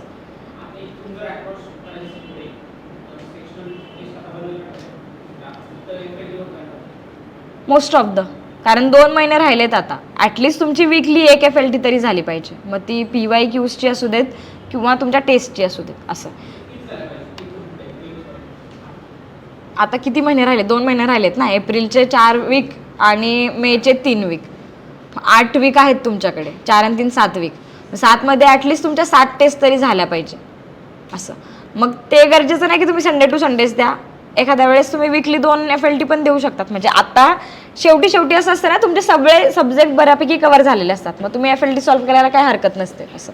आणि आय वुड से की जर ती एक्झाम हॉलची फिअर असेल तर ती काढण्यासाठी ऑल इंडिया मॉक ज्या असतात आपल्या, म्हणजे प्रयासच्या पण असतात किंवा नेक्स्ट आयस वगैरेच्या ज्या असतात त्यात जाऊन तिकडे सॉल्व्ह करा. म्हणजे तो दिवस तिकडे तसा अरेंज करा, म्हणजे सिम्युलेशन म्हणतो ना आपण, तसं केलं तर थोडं तुमचा माइंड फॅमिलियर राहतो एक्झाम डेच्या सिच्युएशनसाठी. मला पाणी मिळेल का थोडं? थँक्यू. अजून काय? तुम्हाला GS प्रतिवेळेस 400+ मार्क्स तुम्ही म्हणजे आन्सर रायटिंगमध्ये तुम्हाला काय वाटतं की म्हणजे काय असं डिफरंट होतं की त्याच्यामुळे तुम्हाला कंटिन्युअसली 400+ मार्क्स म्हणजे फॅक्ट्स जास्त लिहिल्या की डायग्राम जास्त काढला की फ्लो चार्ट आहे का टू द पॉईंट आन्सर लिहिले की पॅराग्राफमध्ये आन्सर मिक्स्ड सगळं. पॅराग्राफमध्ये आन्सर तर मी लिहिलं नाही कुठल्या सब्जेक्टचे. माझे एक्झाम्पल्स असायचे, डायग्रामॅटिक रिप्रेझेंटेशन असायचं. आणि म्हणजे बऱ्याचदा असं असतं ना की तुम्ही इंट्रो कन्क्लुजन कसं करताय. मग इंट्रो तर माहीत नाही, पण कन्क्लुजन थोडे चांगले असायचे की त्याच्यात थोडेसे कोट्स असतील किंवा डेटा फॅक्ट्स असेल किंवा गव्हर्नमेंटचे जे टॅगलाईन्स असतील, ज्या मेन लाईन्स म्हणतो आपण तशा काहीतरी असतील ते. आणि परत तुम्ही कंटेंट कसं रिप्रेझेंट करताय ते पण मॅटर करतंय त्या कमी वेळेमध्ये. मग कदाचित त्या सगळ्यांची हेल्प झाली असेल हे स्कोअर करण्यामध्ये. पण क्वेश्चन लिहिताना तुम्ही किती पॉईंट्स लिहितायत त्यापेक्षा ते कसे लिहितायत, म्हणजे मिनिमम 4 पॉईंट्स तर गरजेचे आहेतच, पण जस्टिफाय करायला तुमच्याकडे एक्झाम्पल आहे की नाही, तुमच्याकडे डेटा आहे की नाही. दरवेळी तुम्हाला डेटा तसा लक्षात राहणार नाही. आणि इनफॅक्ट डेटा पुट करताना तुम्ही कसा पुट करताय, म्हणजे बार डायग्राम काढून करताय, एखादी वेगळी सर्क्युलर किंवा वेन डायग्राम काढून करताय किंवा काही वेगळ्या पद्धतीने रिप्रेझेंटेशन करताय, ते पण कुठेतरी मॅटर करत असेल. कारण एका थ्रेशोल्डपर्यंत सगळ्यांना मार्क्स मिळतात, त्याच्यावरती जाण्यासाठी कदाचित ह्या गोष्टी कामात आहेत असं. तुमचे मॅप्स किती चांगले आहेत, म्हणजे असं म्हणतात की UPSCला कसेही मॅप काढले तरी चालतं, म्हणजे इंडियाचा मॅप काढताना त्रिकोण काढला तरी चालतो, पण तुम्ही त्रिकोण काढताय, शेजारच्या व्यक्तीने जर चांगला मॅप काढलाय तर बट ऑब्वियस शेजारच्या व्यक्तीला 0.5 मार्क्स तरी एक्स्ट्रा मिळणार आहेत. असं नाही की तुम्हाला मिळणार नाही आहेत, पण शेजारच्याला जास्त मिळणार आहेत असं. मग त्यात छोट्या मोठ्या गोष्टी ज्या आहेत. आणि रिप्रेझेंट कसं करतात, आता 2-3 लोकेशन तुम्हाला दाखवायचे, तर आता मुंबई, दिल्ली आणि कोइंबतूर जर तुम्हाला दाखवायचं, तुम्ही सिम्पली नोट डाऊन करू शकतात की अर्बन फ्लड आले तर दिल्लीमध्ये, मुंबईमध्ये आणि चेन्नईमध्ये वगैरे आले असं. पण एखादा स्मार्ट वे कसा असतो की इंडियाचा मॅप काढायचा, दिल्ली, मुंबई आणि कोइंबतूर किंवा चेन्नई जे आहे तिकडे हे करायचं की नोटिफाय करायचं की हा अर्बन फ्लड मॅपिंग आहे किंवा या सिटीमध्ये अर्बन फ्लड्स आले असं. छोट्या गोष्टी आहेत की तुम्ही कशा इनकॉर्पोरेट करणार. फ्लोचार्ट पण तुम्ही काढू शकतायत, डायग्राम्स काढू शकतात. डायग्राम्स म्हणजे तशा नाही, पण एक पिक्टोरियल फॉर्ममध्ये तुमचं रिप्रेझेंटेशन जसं असतं ना, ते एखादा ट्रँगल काढून तुम्ही त्याच्यात कसं ते टॉप टू बॉटम किंवा बॉटम टू टॉप नोटिफाय करतायत ते, किंवा रिव्हर्स पिरॅमिड कसं काढतायत ते, ह्या सगळ्या गोष्टी मग इनकॉर्पोरेट करता यायला पाहिजे असं. आणि काही टॉपिक जे फिक्स असतात त्याचे मग फिक्स डायग्राम आपल्या नोट्समध्येच असला पाहिजे. असं नाही की तुम्ही वेळेवर, असं माझ्यासोबत असं नाही झालं की मला पेपरमध्ये काहीतरी वेगळं सुचलं, झालं 1-2 वेळा, पण मोस्ट ऑफ द टाइम्स असं होतं की माझ्या बॅक ऑफ द माइंडमध्ये असं असायचं की हा क्वेश्चन आला तर मी असं डायग्राम काढणारे किंवा असा मॅप काढणारे, असं रिप्रेझेंटेशन करणारे. मग मेन्ससाठी पण टेस्ट सिरीज त्यासाठीच इम्पॉर्टंट असतात की तुम्ही कंटेंट तुमचं कसं रिप्रेझेंट करताय. तुमचा पेपर कव्हर होतंय नाही होते ते नंतरचं आलं, पण ॲटलिस्ट तुम्ही जे क्वेश्चन अटेम्प्ट करतायत ते तरी तुमचे एनरिचिंग आहेत की नाही असं. अजून माझा आवाज येतोय ना नक्की मागे? 4-5 सब्जेक्ट तर हे तुमचे चांगले झाले पाहिजे. तर ह्याच्यानंतर जे पुढचे टर्म्स अँड कंडिशन होते पाया सायन्स अँड टेक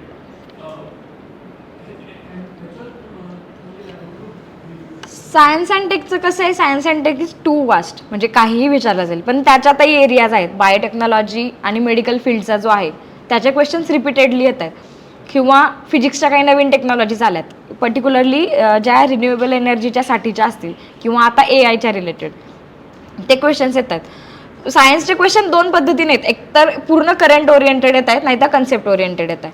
मग ॲटलिस्ट तुमच्याला बेसिक कन्सेप्ट परत त्या क्लिअर करायचे, की परत विजनचं जे आहे, आता मी तो रिसोर्स वापरला होता म्हणून सांगते.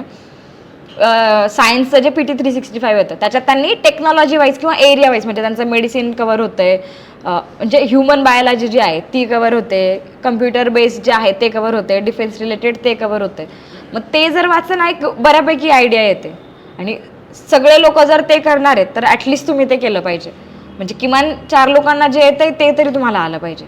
आणि जर एखादा क्वेश्चन खूपच नवीन आला तर मेक शुअर की तो सगळ्यांनाच नाही येते असं.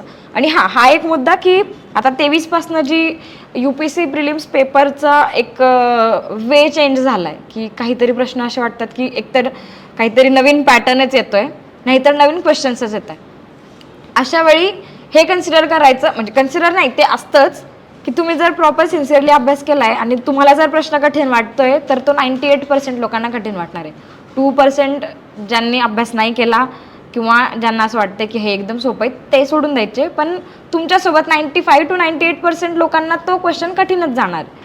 त्याच्यामुळे असं नाही की माझं काय होईल आणि प्रश्न नवीन आला आहे आणि मला काही सुचत नाही असं तसं, ते तिकडे मॅनेज करायचं असं.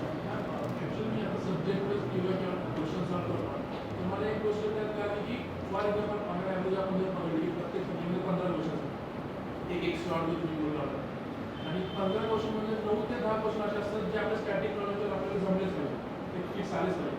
पुढचे 4 क्वेश्चन असे असतात जे फुल डायसी असतात, आपल्याला नाही माहिती असं नाही. पुढचे 2 असतात ते बिअर माइंड. तर मग ह्याच्यात किती क्वेश्चन आपल्या बरोबर आले पाहिजे 15 सालामध्ये? तुम्ही सेफ साईड नाही, तुम्ही फॉरेस्ट मध्ये गेले तर तुमचे खूप जास्तच बरोबर आले. हो,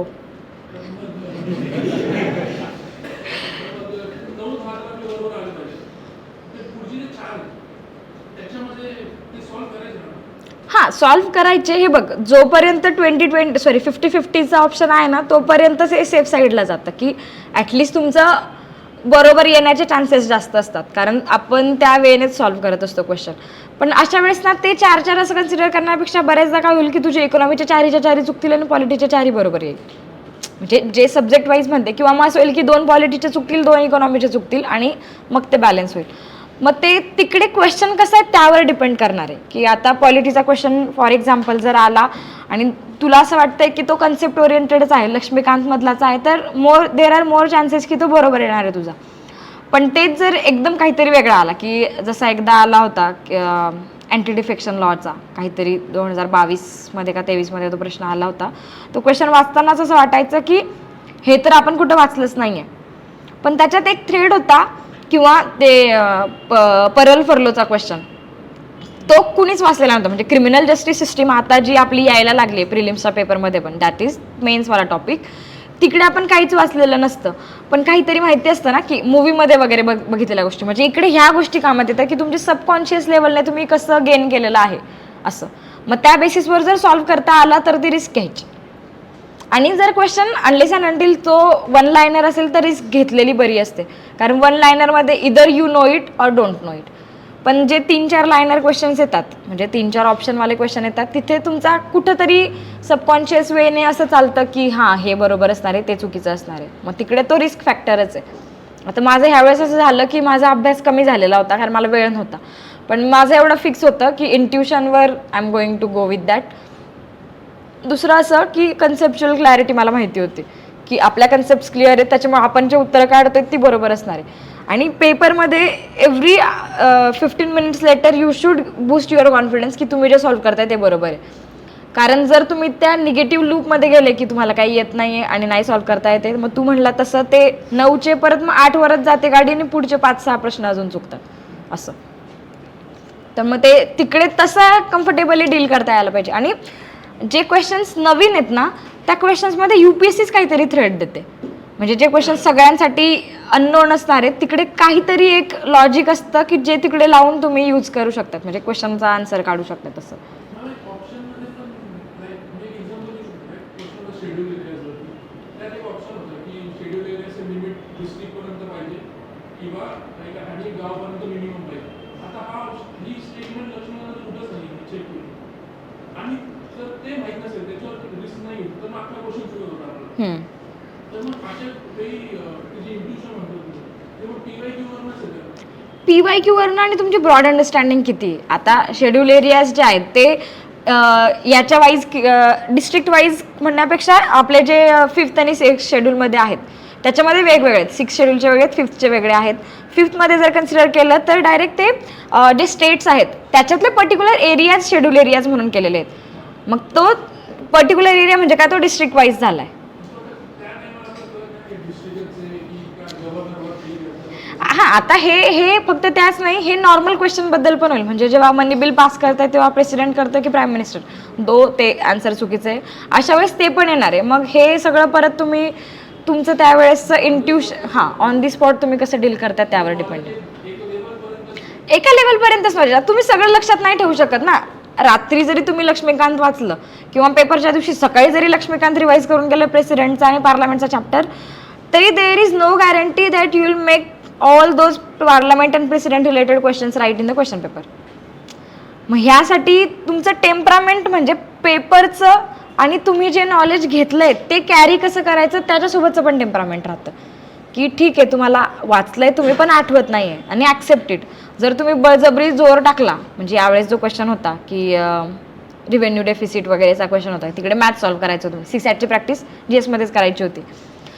तिकडे तुम्हाला माहिती आहे रिव्हेन्यू डेफिसिट कसं काढलं जातं, पण तो क्वेश्चन असा त्याचे ऑप्शन्स असे दिलेले होते की you will doubt your self की नाही असं नाही, हे चुकीचं आहे, मग हा पण ऑप्शन बरोबर वाटतो, तो पण ऑप्शन बरोबर वाटतं. मग यावेळी तुम्ही कसं डील करतात किंवा तुम्ही कशी रिस्क घेताय, it's up to you.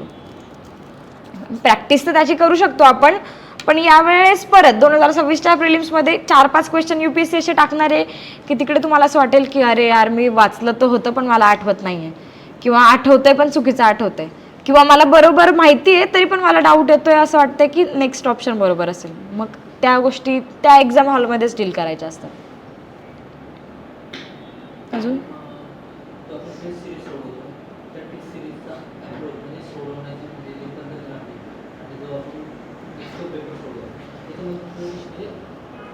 Language change झाली त्यामुळे टेस्ट सिरीजचा अप्रोच जो बिल्डअप होतो त्याच्यामुळं काही काही वेळेस म्हणजे थोडं जो पेपर राहतो त्यांचा मॅच नाही करत ते पण होऊ शकतं आपलं मेन पेपर. त्यासाठीच मी म्हटलं ना की शेवटच्या मंथमध्ये PYQs सॉल्व्ह करायचे. PYQs म्हणजे आता सेक्शनल PYQ सॉल्व्ह करा ह्याच्यामध्ये तुमचे जे सब्जेक्ट वाईज असतील, पण शेवटचे 5 वर्षाचे PYQs ना ते कशासाठी, कारण लँग्वेज हा मोठा डिफरन्स आहे टेस्ट सिरीजचा आणि UPSCचा. दुसरं पेपर फॉर्मेशन मोठा डिफरन्स आहे. म्हणजे टेस्ट सिरीजचा पेपर खूप वेगळ्या पद्धतीने फॉर्म केलेला असतो, वेगळ्या पद्धतीने अपिअर होतो, आणि ॲक्च्युअली UPSCचा पेपर खूप वेगळ्या पद्धतीने अपिअर होतो. त्याच्यासाठी UPSCचे जे PYQs येते हिंदी इंग्लिश दोघं प्रिंट काढायचे, कारण ती सवय लागली पाहिजे की हिंदीचा क्वेश्चन या बाजूला आहे तर तुम्हाला जेव्हा इंग्लिशचा अवघड जात आहे तर तुम्ही तिकडे बघताय. टेस्ट सिरीजमध्ये कसं असतं वरती इंग्लिश लगेच हिंदी, वरती इंग्लिश, म्हणजे ते चुकीचं आहे असं नाही, पण ते एक सायकोलॉजिकल गेम असतो पेपरचा. आणि UPSCचा पेपर सेट करण्यामागे ती सायकोलॉजी वापरलेलीच असते की क्वेश्चन्स कशा पद्धतीने सेट केलेले आहेत आणि कसे टाकलेले आहेत असं. आणि त्या फॅमिलिअरिटीसाठी मग ते UPSCचे पेपर. बाकी अप्रोच तर सेम राहणार आहे. म्हणजे टेस्ट सिरीजमध्ये तुम्ही जो अप्रोच डेव्हलप करतायत मोर ऑरलेस तुम्ही तोच हे करतात तिकडे, अनलेस अँड अंटिल की तुम्ही शेवटच्या दिवशी एकदमच नाही मी काहीतरी वेगळं करणार आहेत आणि मी 1 ते 100 सगळे प्रश्न एकत्र सॉल्व्ह करणार आहे विदाऊट राऊंड. ते जर काही वेगळं केलं तर मग त्या दिवशी तो काहीतरी वेगळाच प्रकार घडू शकतो. असं क्वेश्चन सॉल्विंगचा अप्रोच सेम राहणार आहे, पण familiarity with the question and question paper ती तुमची PYQमधून येणार आहे असं. आणि जसं मी मगाशी म्हणलं की तुमचा पहिला सेक्शन कुठलाही येऊ दे, जर तुम्हाला नाही आलं लिव्ह इट, पुढचे प्रश्न बघा. कारण पहिल्या अर्ध्या तासात तुम्ही तुमचा टेम्पो मेंटेन ठेवणं गरजेचं असतं. पहिल्या अर्ध्या तासात जर तो ढासळला तर मग पुढचा 1.5 तास परत तुम्ही त्या निगेटिव्ह लूपमध्येच जातात. जेव्हा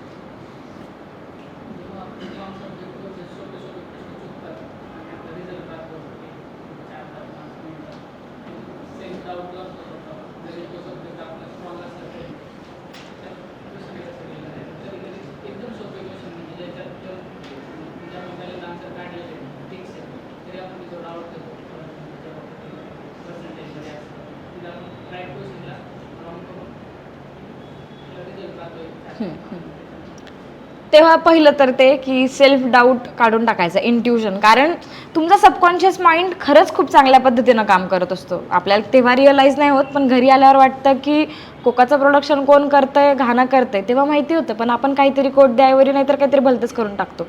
नाहीतर मग म्हणजे असे प्रश्न असतात जे वन लाईनर आहे, तुम्हाला माहिती आहे की वाचल्या ते रिफ्लेक्शन येतं डोक्यात की हेच त्याचा आन्सर असेल, पण मग आपण तेव्हा डाऊट घेतो. तेच ना, अशा वेळेस की ते प्रिपेअरच करायचं. चुकला तर चुकला, मी माझ्यावर डाऊट नाही घेणार. ती रिस्क टेकिंग ॲबिलिटी जी आहे ना, की नोन क्वेश्चनबद्दलची, की मी डाऊट नाही घेणार, ती पाहिजे. कारण सेकंड राऊंडमध्ये आपण बऱ्याचदा असे क्वेश्चन ठेवतो की ते पहिल्या राऊंडमध्ये माहिती पण मार्क नाही करत, की नाही मी अजून विचार करेल आणि ते करेल. मग ते अति विचार केला की तो चुकणार, हे फिक्स आहे. हार्डली एखाद्या वेळेस बरोबर आहे. मी जसं म्हणलं की 3 वेळा तो प्रश्न कदाचित बरोबर येऊ शकतो सेकंड डाऊट घेतल्यानंतर, पण 7 वेळा तो चुकणारच आहे असं. मग ती ॲबिलिटी आता टेस्ट सिरीजपासूनच डेव्हलप करायची. आणि टेस्ट सिरीजच्या स्कोअरवर जाण्यापेक्षा तुम्ही कसं अप्रोच करताय पेपरला ते इम्पॉर्टंट आहे. स्कोअर ॲट दी एंड तो परत तुमचा कॉन्फिडन्स बूस्ट करायला आहेच की स्कोअर जास्त आला तर तुम्ही कदाचित थोडंसं छान वाटतं असं तसं. बट अगेन जर तुमचा कन्सिस्टंटली स्कोअर चांगला येत असेल तर ठीक आहे, तुम्ही एक थ्रेशोल्डच्या बाहेर म्हणजे थ्रेशोल्ड क्रॉस केली, पण कन्सिस्टंटली लोअर येत असेल तर काहीतरी बेसिकच चुकतंय आपलं असं. मग थोडंसं बॅलन्स वेने अप्रोच करायचं त्याच्याकडे. आणि मॅम एक क्वेश्चन होता की दोन्ही एक्झामला म्हणजे प्रिपेअर कसं करायचं. आता तुम्ही MPSC पण क्लिअर केली, तर UPSC आणि MPSC म्हणजे मधले थ्रेशोल्ड कुठला म्हणजे मी MPSCच्या 3-4 वेळा प्रिलिम्स काढल्या, पण मी स्पेसिफिक अभ्यास नाही केला. UPSCच्या अभ्यासावरच मी MPSCची प्रिलिम्स काढली. कारण सायन्स बऱ्यापैकी लॉजिक लागतं. लॉजिक म्हणजे थोड्या कन्सेप्ट्स क्लिअर असतात, पॉलिटी होऊन जातं आपलं. आणि जिओग्राफी जे तिकडे त्या मुलांना कदाचित थोडं अवघड जातं, कारण आपलं इंटरनॅशनल जिओग्राफी जे ग्लोबल जिओग्राफिक फेनॉमेनन वगैरे आपण ते करतो, मग त्या सगळ्या गोष्टींचा हेल्प होते. आणि थोडं क्वेश्चन सॉल्विंग अप्रोच जो होता तो. माझी ती डिसेंबरमध्ये झालेली प्रिलिम्स होती, त्याच्यामुळे ती निघाली व्यवस्थित. आणि मेन्ससाठी मी जास्त अभ्यास केला नाही, कारण 18 मेला ॲग्रीची मेन्स होती आणि 25 मेला UPSCची प्रिलिम्स होती. माझ्याकडे तेवढा वेळ नव्हता की मी ॲग्रीचा अभ्यास जास्त करू, पण मला माहिती होतं की माझे कन्सेप्ट चांगले आहेत ॲग्रीच्या. मग मी माझ्या ज्या ॲग्रीच्या नोट्स तयार केलेल्या होत्या एक 10-15 पानांच्या, त्याच रिवाईज केल्या आणि त्याच्यावरच तो पेपर लिहिला होता. पण आता जर तुम्हाला अप्रोच करायचं असेल, प्रिपेअर फॉर UPSC. आणि MPSCच्या आधी थोडंफार जे त्यांचं इकॉनॉमीच्या रिलेटेड गोष्टी आहे की त्यांचे फिक्स पॅटर्न आहे MPSCचा. क्वेश्चन पण फिक्स असतात आणि त्यांचे टॉपिक्स पण फिक्स असतात. ते फिक्स एरियाज जर केले आणि तिकडे जर तुमचे 5-10 मार्क्स सिक्युअर होत असते तर ते तशा पद्धतीने करायचं. बाकी अभ्यास तर आपला सेम करायचा, पण थोडं पॉलिटीच्या रिलेटेड आर्टिकल्स बघून जाणं, जे की UPSCला रेअर केसमध्ये विचारतात, पण MPSCला त्यांचा फिक्स पॅटर्न असतो. इकॉनॉमीचे ते गरिबी, दारिद्र्य निर्मूलन वगैरे, म्हणजे ते जे चॅप्टर्स आहेत पॉप्युलेशन वगैरे, ते चांगले करून जायचे, त्याच्यावर क्वेश्चन्स आहेत. असं थोडा एक 10-20% एक्स्ट्रा एफर्ट्स पुट केले तर होऊन जातं. प्रिलिम्स तोंडावरती आहे म्हणून maximum question prelims point of view येतात. पण जर एखादा आता परत तुम्हाला भेटता येणार नाही तर प्रश्न असा होता की मॅडम एखादा शून्यातून तयारी करतोय, आता शून्यापासून सुरुवात करतोय, तर प्री मेन्स आणि इंटरव्ह्यू कॉम्प्रिहेन्सिव्ह अप्रोच कसा असला पाहिजे, तुम्ही तुमची जर्नी कशी थोडक्यात सांगा. मी तर मग आधी सांगेल की बेसिक तर वाचा, कारण मेन्ससाठी पण तुमचं बेसिक क्लिअर पाहिजे. मग प्रिलिम्सचे जे बेसिक बुक्स आहेत आणि कन्सेप्ट्स आहेत ते क्लिअर करा. त्यासोबत आता जर तुमचा 1 इयरचा अप्रोच असेल तर बेसिक बुक्स आणि कन्सेप्ट्स क्लिअर झाले तर मग मेन्सच्या ओरिएंटेड सुरू करा. म्हणजे मग त्याच्यासोबत तुमचं ॲन्सर रायटिंग लगेचच येत नाही, पण ॲटलिस्ट तुम्ही क्वेश्चन्स तरी बघा की कसे विचारलेत PYQsमध्ये. आणि त्याच्यानंतर मग मीनवाईल तुम्ही डेली आन्सर रायटिंग करा. म्हणजे टेस्ट सिरीजपेक्षा आय वुड प्रेफर की डेली आन्सर रायटिंग, कारण तुम्ही रोज लिहिणं, दॅट कन्सिस्टन्सी मॅटर्स अलॉट. हप्त्यातनं एक टेस्ट सिरीज कुणीही लिहू शकतं, पण रोज 2-3 आन्सर कंटिन्युअसली लिहिणं, दॅट्स द बिगेस्ट टास्क. आणि मग त्याच्या थ्रूच तुमचे जर तसे मेन्सचे टॉपिक कव्हर झाले, मेन्सचे आन्सर रायटिंग, म्हणजे मेन्समध्ये पण परत reading is not the mains oriented approach. How you write, what you write आणि how many times you write it makes you the mains oriented person.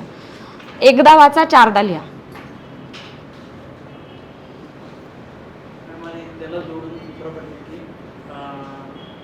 जो की तुम्ही इंटरव्ह्यूसाठी पण प्रिपेअर केलेला असतो किंवा आम्हाला पण विचारतो वाटतं की why you want to become civil servant. आणि मॅम इंटरव्ह्यूचा एक्सपिरियन्स कसा होता आणि इंटरव्ह्यूमध्ये काय काय ट्रिकी क्वेश्चन ते तो कायम लक्षात राहिला आहे सांगायला आवडेल. इंटरव्ह्यूचा माझा यावेळेस पहिला त्याच्यात why you want to. Okay, हे प्रत्येकाचं खूप वेगळं असतं. इंटरव्ह्यूमध्ये सांगताना सगळे सांगतात I would like to serve the nation, पण पॅनल मेंबरला पण माहिती आहे की you are not going to do all those things. म्हणजे you are not going to do म्हणण्यापेक्षा तुमचा पहिला पॉईंट ऑफ व्ह्यू तो नसतो की मला सोसायटीची हे करायचं आहे ते करायचं आहे. आणि इंटरव्ह्यूला जाताना पण तुम्ही थोडं प्रिपेअर होऊनच जातात. मग तुम्ही थोडंसं तुमच्या पर्सनल ओरिएंटेशन किंवा पर्सनल टचवर सांगतात. आता माझं कसं होतं की माझ्या पप्पांची आधीपासनाची इच्छा होती की मी व्हावं असं, तो फॅमिली सपोर्ट होता.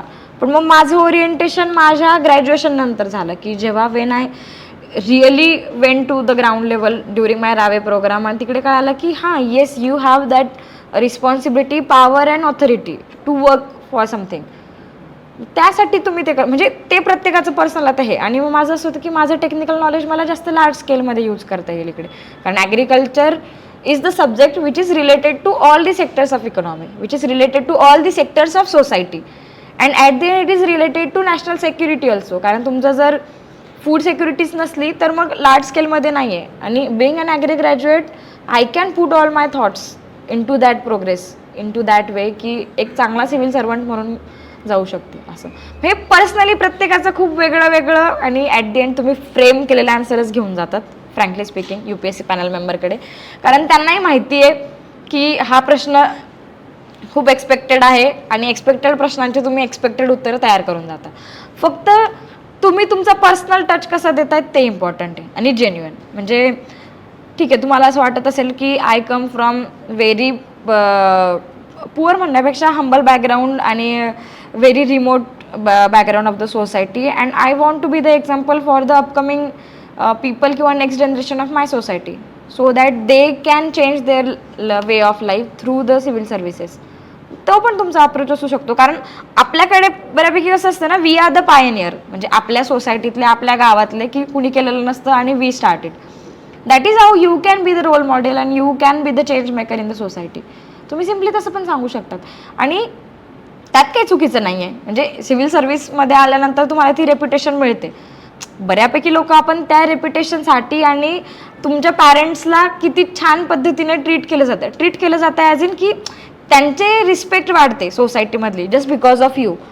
मग तो पण तुमचा एक पॉईंट ऑफ व्ह्यू असू शकतो ना की I want to be the that kind of person की who can be the proud person who can be the proud for his family or her family, and also at the same time I can be the role model for my fellow members also. हा पण तुमचा एक approach असू शकतो. मला सोसायटीला सर्व करायचं आहे, मला असं करायचं आहे तसं करायचं आहे की ते तुम्हाला करावंच लागणार आहे. तुम्ही नाही केलं तरी सिव्हिल सर्व्हिसेसमध्ये जाण्याचा मोठोच तो आहे. म्हणजे एक्सपेक्टेशन असते की you are going to serve the society, कारण तुम्ही सिव्हिल सर्व्हिसमध्ये जाते, you are the servant, you are not the जे एलिट क्लासमध्ये म्हटलं जातं की लोकांचा बॉस, असं काही नसतं. You are people servant. मग तिकडे तुम्ही ते सांगणं एक्सपेक्टेड नाही आहे. त्याच्यापेक्षा ब्रिंग युअर ग्राउंड स्टोरी. तुम्ही सिम्पली असं सांगू शकतात की मी कुणापासून तरी मोटिवेट झालो होतो, त्यांचं काम बघून मला छान वाटलं म्हणून I want to be in the civil service असं. मॅम आणि तुम्ही सांगितलं की माझ्या वडिलांचं स्वप्न होतं आणि नंतर मग मी स्टार्ट केलं वगैरे. तर मॅडम ह्याच्यामध्ये एक रोल होतं की तुम्ही ग्रॅज्युएशन केलं, पोस्ट ग्रॅज्युएशन केलं, त्यानंतर बॅक टू बॅक 3 फेल्युअर्स आहेत. तर मग ह्याच्यामध्ये फॅमिलीचा रोल कसं होतं, एक ते की तो पर्सन क्वेश्चन राहिलं त्याच्यात म्हणजे नाही सांगितलं झालं, पण एज फॅक्टर एक क्वेश्चन येतो. त्याच्यानंतर मग थोडंसं बर्डन असं समाजाचं की मग लग्न वगैरे या सगळ्या भानगडी, एक मुलगी म्हणून आहे की कधी काय आणि मग सोडून दे वगैरे, हे एक प्रेशर असतं. तर त्याला तुम्ही कसं डील केलं किंवा काय सांगितलं की for that matter I am very privilege to be in the family, की जिकडे मला खरंच घरचा सपोर्ट होता आणि because of that I could sustain throughout all those years. एक मलाही माहिती होतं आय कॅन डू इट, त्यांनाही माहिती होतं शी कॅन डू इट, म्हणून मग ते सपोर्ट केलं. जर असं वाटलं असतं की नाही, म्हणजे आधीपासूनचा परफॉर्मन्स पण तुमचा काहीतरी मॅटर करतो. माझा अकॅडमिकली परफॉर्मन्स चांगला होता, युनिव्हर्सिटी गोल्ड मेडलिस्ट होते आणि ओव्हरऑल थोडंसं चांगलं होतं इन्क्लिनेशन, त्यामुळे मग they have that faith and faith in me, त्याच्यामुळे मग तो सपोर्ट झाला. आणि या सगळ्या गोष्टींमध्ये ना फायनान्शियल फॅक्टर पण येतो. म्हणजे मी जरी दिल्लीत गेले ना तरी पुण्यात राहणं आणि सस्टेन करणं इट्स अ ह्यूज बर्डन. आणि एका सर्टन पॉईंट नंतर तुम्हाला असं वाटत नाही की तुम्ही तुमच्या फॅमिलीवर बर्डन राहिलं पाहिजे. मग इकडे तुमच्या वेगवेगळ्या स्कॉलरशिप्स आणि गव्हर्नमेंटची जी मदत आहे ते खूप कामात येतं. मग माझं तसं झालं की पहिले 2-3 वर्ष मी घरी होते, पण मग नंतर मला खूप वेगवेगळ्या स्कॉलरशिप्सची मदत मिळाली. मग so that I can sustain. मग एक ते फायनान्शियल बर्डन तरी नव्हतं फॅमिलीवर. फेल्युअरचं बर्डन होतं, पण त्या फेल्युअरसोबत असं होतं की बाकीच्या पण गोष्टी चालू होत्या असं. आणि एक जर तुम्ही फेल्युअरमधून सस्टेन करायचं म्हणणार तर मग एकतर तुमच्यासाठी तुमचे चांगले फ्रेंड्स पाहिजे. फ्रेंड्स म्हणजे 1-2 लोक तरी पाहिजे, बी it your mentor, B it your friend or something else, की तो तुम्हाला सपोर्ट करणारे पाहिजे. सपोर्ट म्हणजे की ठीक आहे, यू कॅन डू इट, तुमची ती कन्सिस्टन्सी मेंटेन करण्यासाठी. आणि त्यानंतर एक असं की तुमचा स्वतःचा काहीतरी एक एरिया ऑफ इंटरेस्ट पाहिजे. म्हणजे डॅफमध्ये हॉबी आणि इंटरेस्टचा सेक्शन येतो तो चुकीचा नाही आहेत. म्हणजे बऱ्याचदा कसं होतं की इंटरव्ह्यूला जायचं म्हणून लोक हॉबी प्रिपेअर करतात, हॉबी टाकतात आणि ती प्रिपेअर करतात. आय वुड से की तुम्ही ह्या फेजमध्येच त्याच्यावर काम करा ॲज इन की तो तुमचा ना रिलीफ एरिया पाहिजे, की जिकडे तुम्हाला असं बोर वाटतंय आणि असं वाटतं की सगळंच चुकीचं आहे, आता सगळंच वाईट आहे, संपलं आहे सगळं. तिकडे जर तुम्ही तुमच्या हॉबीसोबत राहिला तर it will boost your confidence, it will make you your self असं. म्हणजे फॅमिलीचा सपोर्ट, तुमच्या फ्रेंड्सचा सपोर्ट आणि तुमचा स्वतःचा सपोर्ट गरजेचा असतो. म्हणजे कन्सिस्टंटली 3 प्रिलिम्स फेल होऊन परत अभ्यास करणं आणि परत रिझल्ट गेल्यानंतर पुन्हा अभ्यास करणं, दॅट्स म्हणजे मी एकदमच विचित्र केलं असं काही नाही, पण still it takes lot of courage, it takes lot of your efforts to be in the process. पहिल्या सेकंडमध्ये अटेम्प्टमध्ये झालं तर that's the biggest thing, that's the wonderful thing. पण जर नाही झालं तरी हां बोल.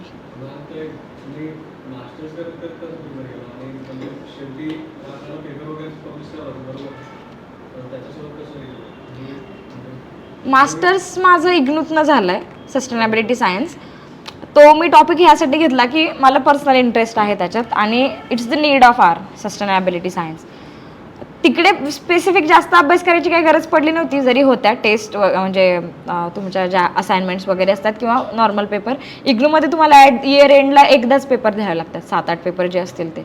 मग त्या बेसिक इन्फॉर्मेशनवर आणि आता UPSCचं प्रिपेअर करता करता तुमच्याकडे एवढी बेसिक इन्फॉर्मेशन तरी असते की तुम्ही आता पॉलिटीचा कुठला पेपर लिहायला लावला तरी तुम्ही ॲटलिस्ट पास होण्यापुरता पेपर लिहून येणार आहे किंवा अजून काहीतरी करणार आहे असं. मग त्या नॉलेज बेसवर ते झालं.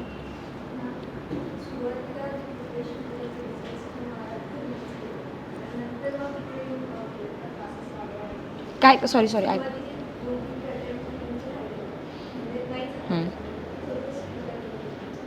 हां पुण्यातच.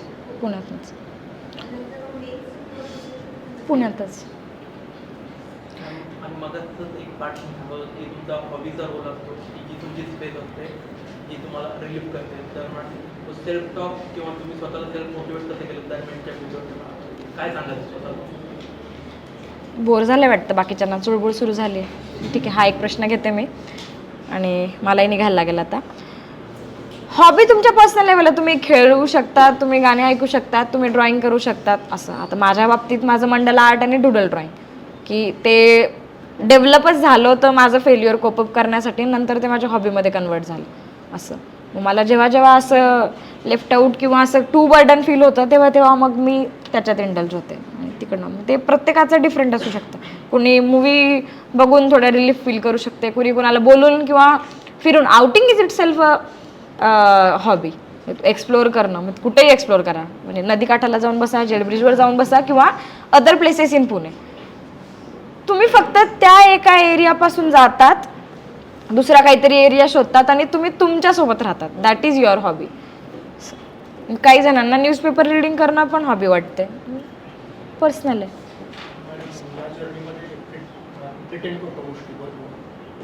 ॲज इन सगळेच करतात की मी डिसिप्लिन आहे किंवा मी जास्त कंट्रोलमध्ये राहतो, याचा इम्पॅक्ट कितीपर्यंत राहतो. आपण इंटरव्ह्यूला पण प्रिटेंड करून असं बोलतो की जसं बोललं की आपण आन्सर प्रिपेअर करून जातो, म्हणजे आपण शॉर्ट प्रॅक्टिसच केली असते त्याची, त्याचा कितीपर्यंत केलं पाहिजे.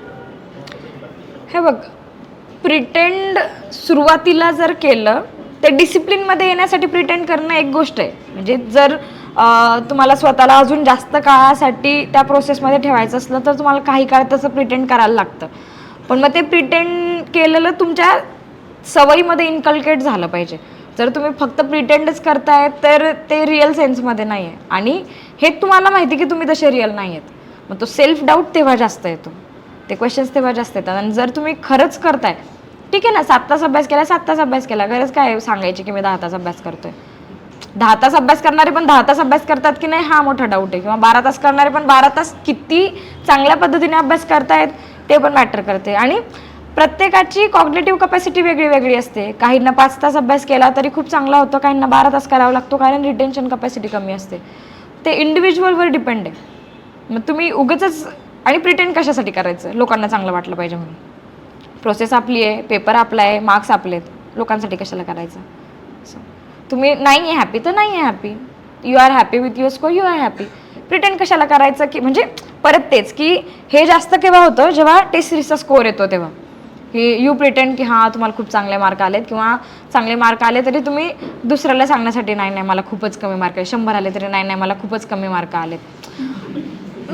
गरज नाही आहे ना, 100 तर 100 तुमचेच, शेजारचे 120 आले, त्याचे ते तुक्के मारून आले की अभ्यास करून आले ते त्याला माहिती. सांगताना तो सांगेल माझं हे, आणि स्कोर आल्यानंतर सगळेच म्हणतात मला हे माहिती होतं, मला ते माहिती होतं. असं होतं. म्हणजे जेव्हा तुम्ही अनालिसिस, आता तुम्ही ग्रुपमध्ये करतात की इंडिव्हिज्युअल करतात माहिती नाही मला, पण ग्रुपमध्ये जर केलं तर अरे हे तर सोपं होतं, कसं काय चुकलं तुझं. It's normal human tendency, it's very general की आता तुमचं बरोबर आहे ना, शेजारचं चुकलं, तुझं एवढं सोपं चुकतं का. आणि नेक्स्ट टाइम जर तुमचं चुकलं तर तो पण तुम्हाला तसंच म्हणेल ना. मग रिअल सेन्समध्ये जगणं की नाही आलं तर नाही आलं, आणि सोपा प्रश्न पण चुकला तर दॅट्स इट, पण चुकला का बरं, जे झालं ते झालं, बट वाय ऑलवेज मॅटर्स असं.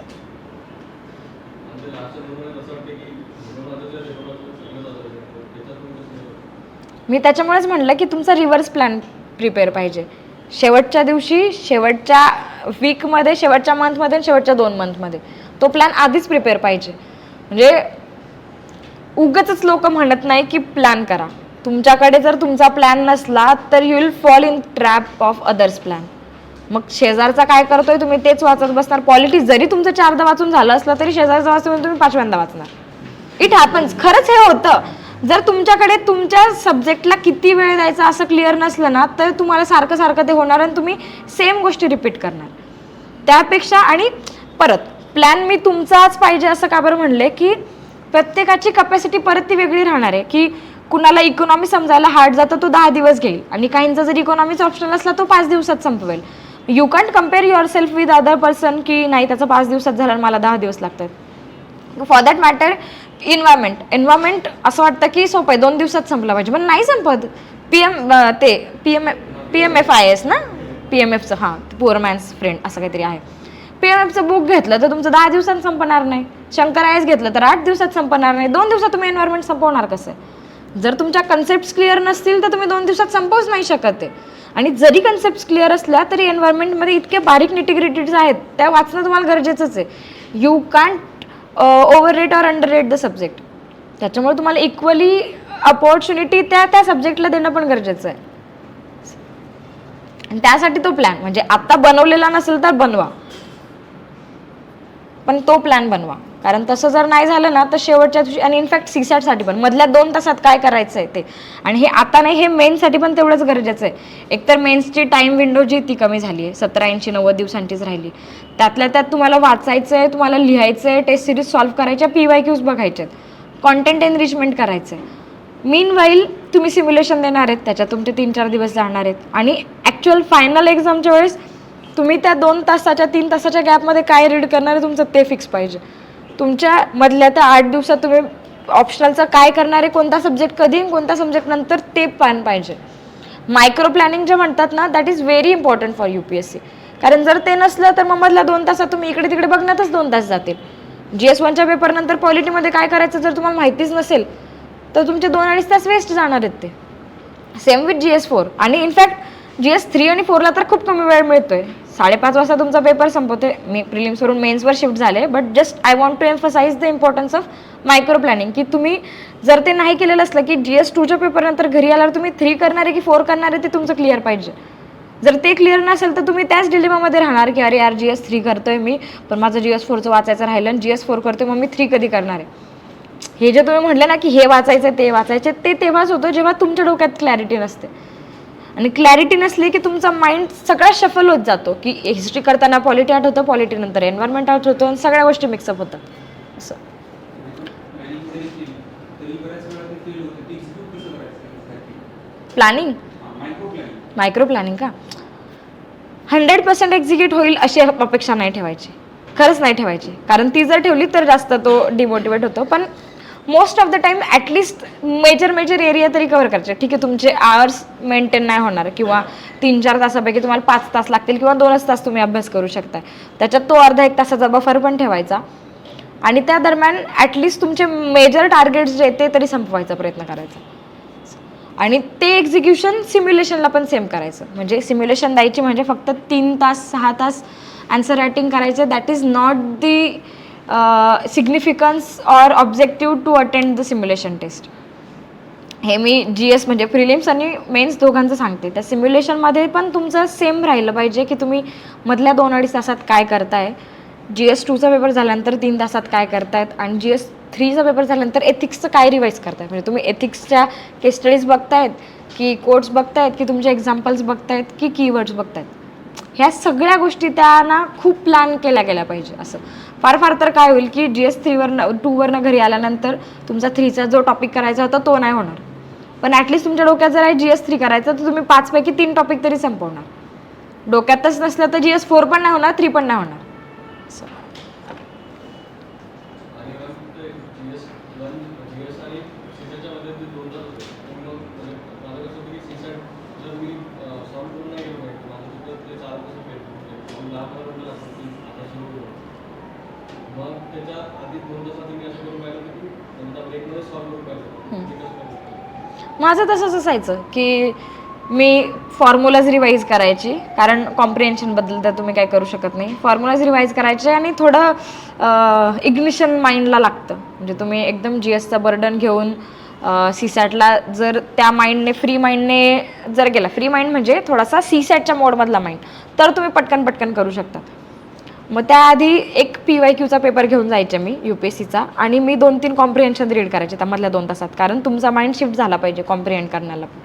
2-3 कॉम्प्रिहेन्शन झाले की मग थोडेसे 1-2 क्वेश्चन सॉल्व्ह करायचे, नाही तर मग फॉर्म्युलाज रिवाईज करायचा. मला थोडं पाणी दे ना. आहे का? ओके. We have 10 minutes. 10 मिनिटात अजून काय असेल तर सांगा. Then I will leave.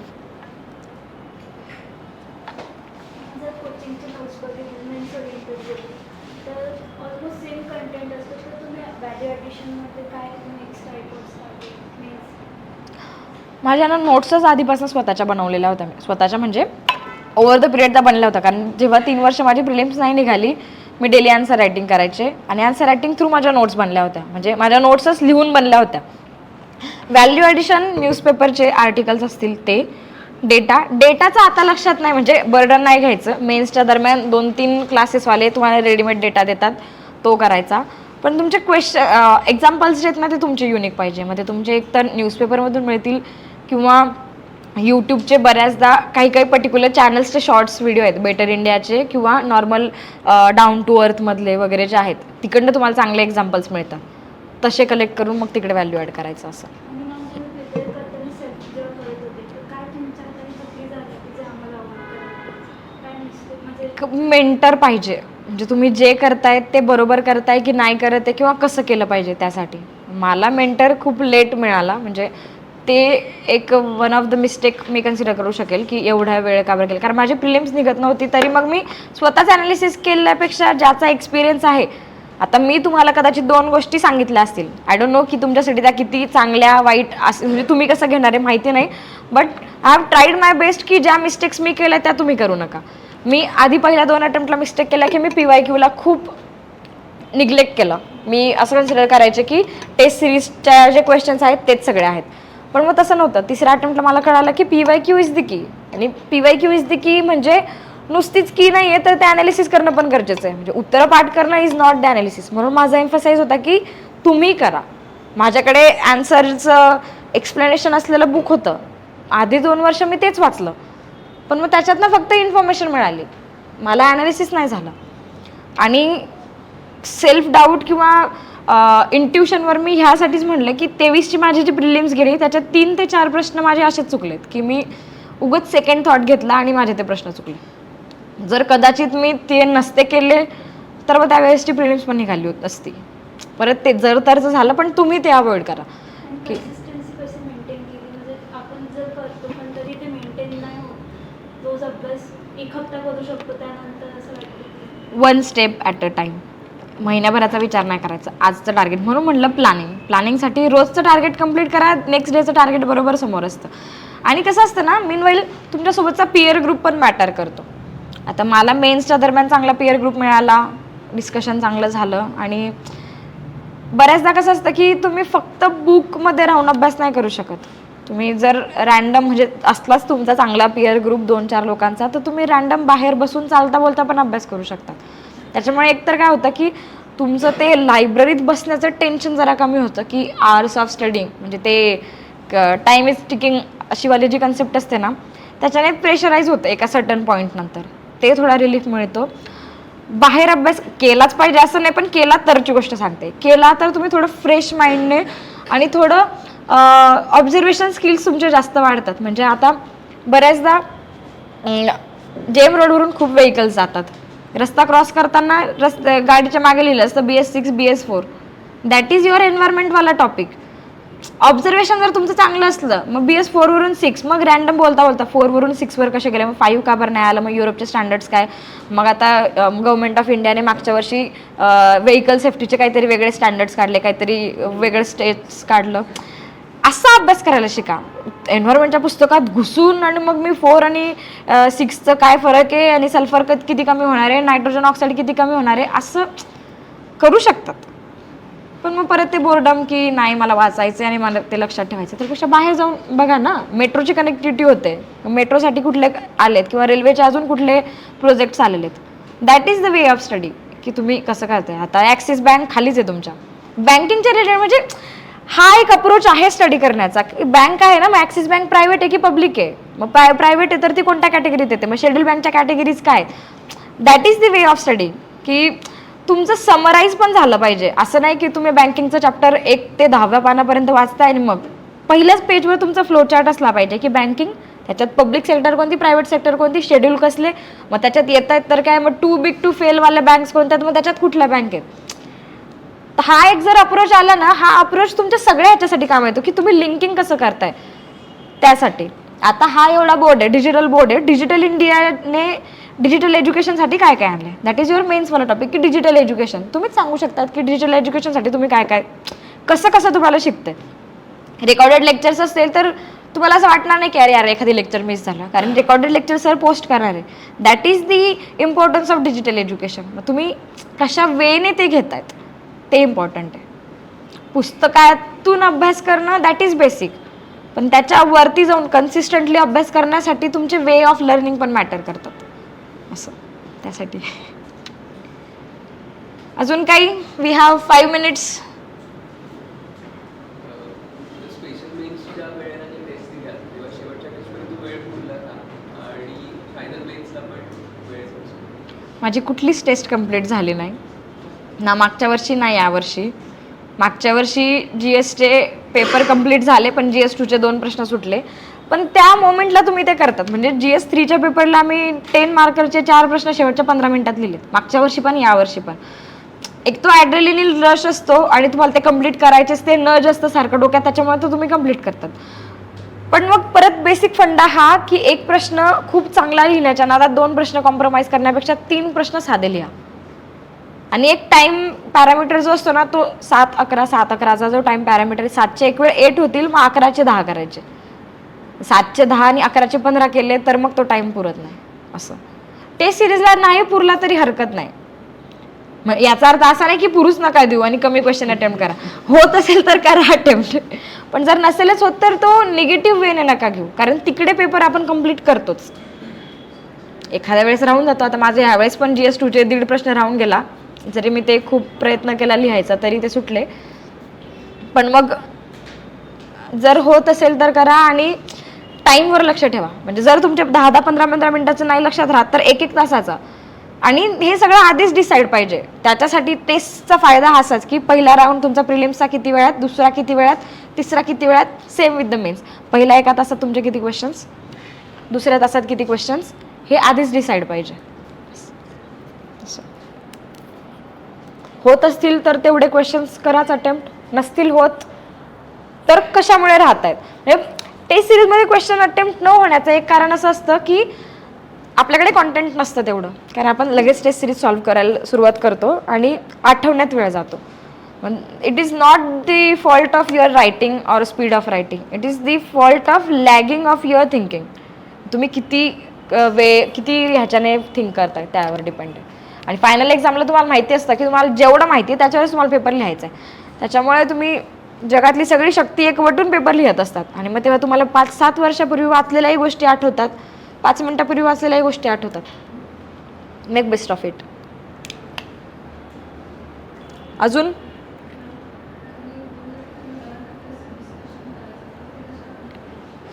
कशा प्रकारे होतं असं, आम्ही एकत्र रीडिंग करायचो, रीडिंग नंतर रॅपिड क्वेश्चन्स घ्यायचो. म्हणजे इंडेक्स बघायची मग, आणि इंडेक्सचा टॉपिक घेतल्यानंतर त्याच्यात काय काय वाचलं होतं, काय काय आठवतंय ते 2-3 लोक काय आठवत आहेत ते सांगणार, आणि एखादा जो होता तो मग त्याच्यातलं काय कमी झालं ते परत एकदा बघणार असं. आणि मग ते रॅन्डम, मग एखादा टॉपिक आठवला तर त्याच्यावर काहीतरी विचार करायचा असं. आणि ह्या सगळ्यात तुमच्या ट्रिक्स पण कामात येतात. म्हणजे लक्षात ठेवायचं म्हणजे स्मार्ट वे ऑफ लक्षात ठेवणे. MPSCच्या लोकांकडे त्या जास्त असतात, कारण त्यांना रट्टामारच करायचा असतो. UPSCच्या पोरांना जनरली ते, मी आता असं काही डिफरन्शिएट करत नाही आहे, पण एक फॅक्ट सांगते की कंबाईन आणि MPSC करणाऱ्या पोरांचं जेवढं लक्षात राहत असेल तेवढं आपलं नाही लक्षात राहत, कारण त्यांच्याकडे ट्रिक्स असतात. काहीतरी नसा तसा घरी बसा काइंड ऑफ ट्रिक, की तुमचे ते रिव्हर कसे आहेत आणि माउंटेन्स कसे. आपल्यासारखा नॉर्मल स्टुडंट पिक्टोग्राफिक मेमरीने किंवा असं डायरेक्ट पाठ करायचं बघतो, पण प्रिलिम्समध्ये पाठ नंतराची गरज नाही. ऑप्शन तुमच्या समोर आहे, तुम्हाला थोडी ट्रिक माहिती असली तरी तुम्ही ते करू शकता असं.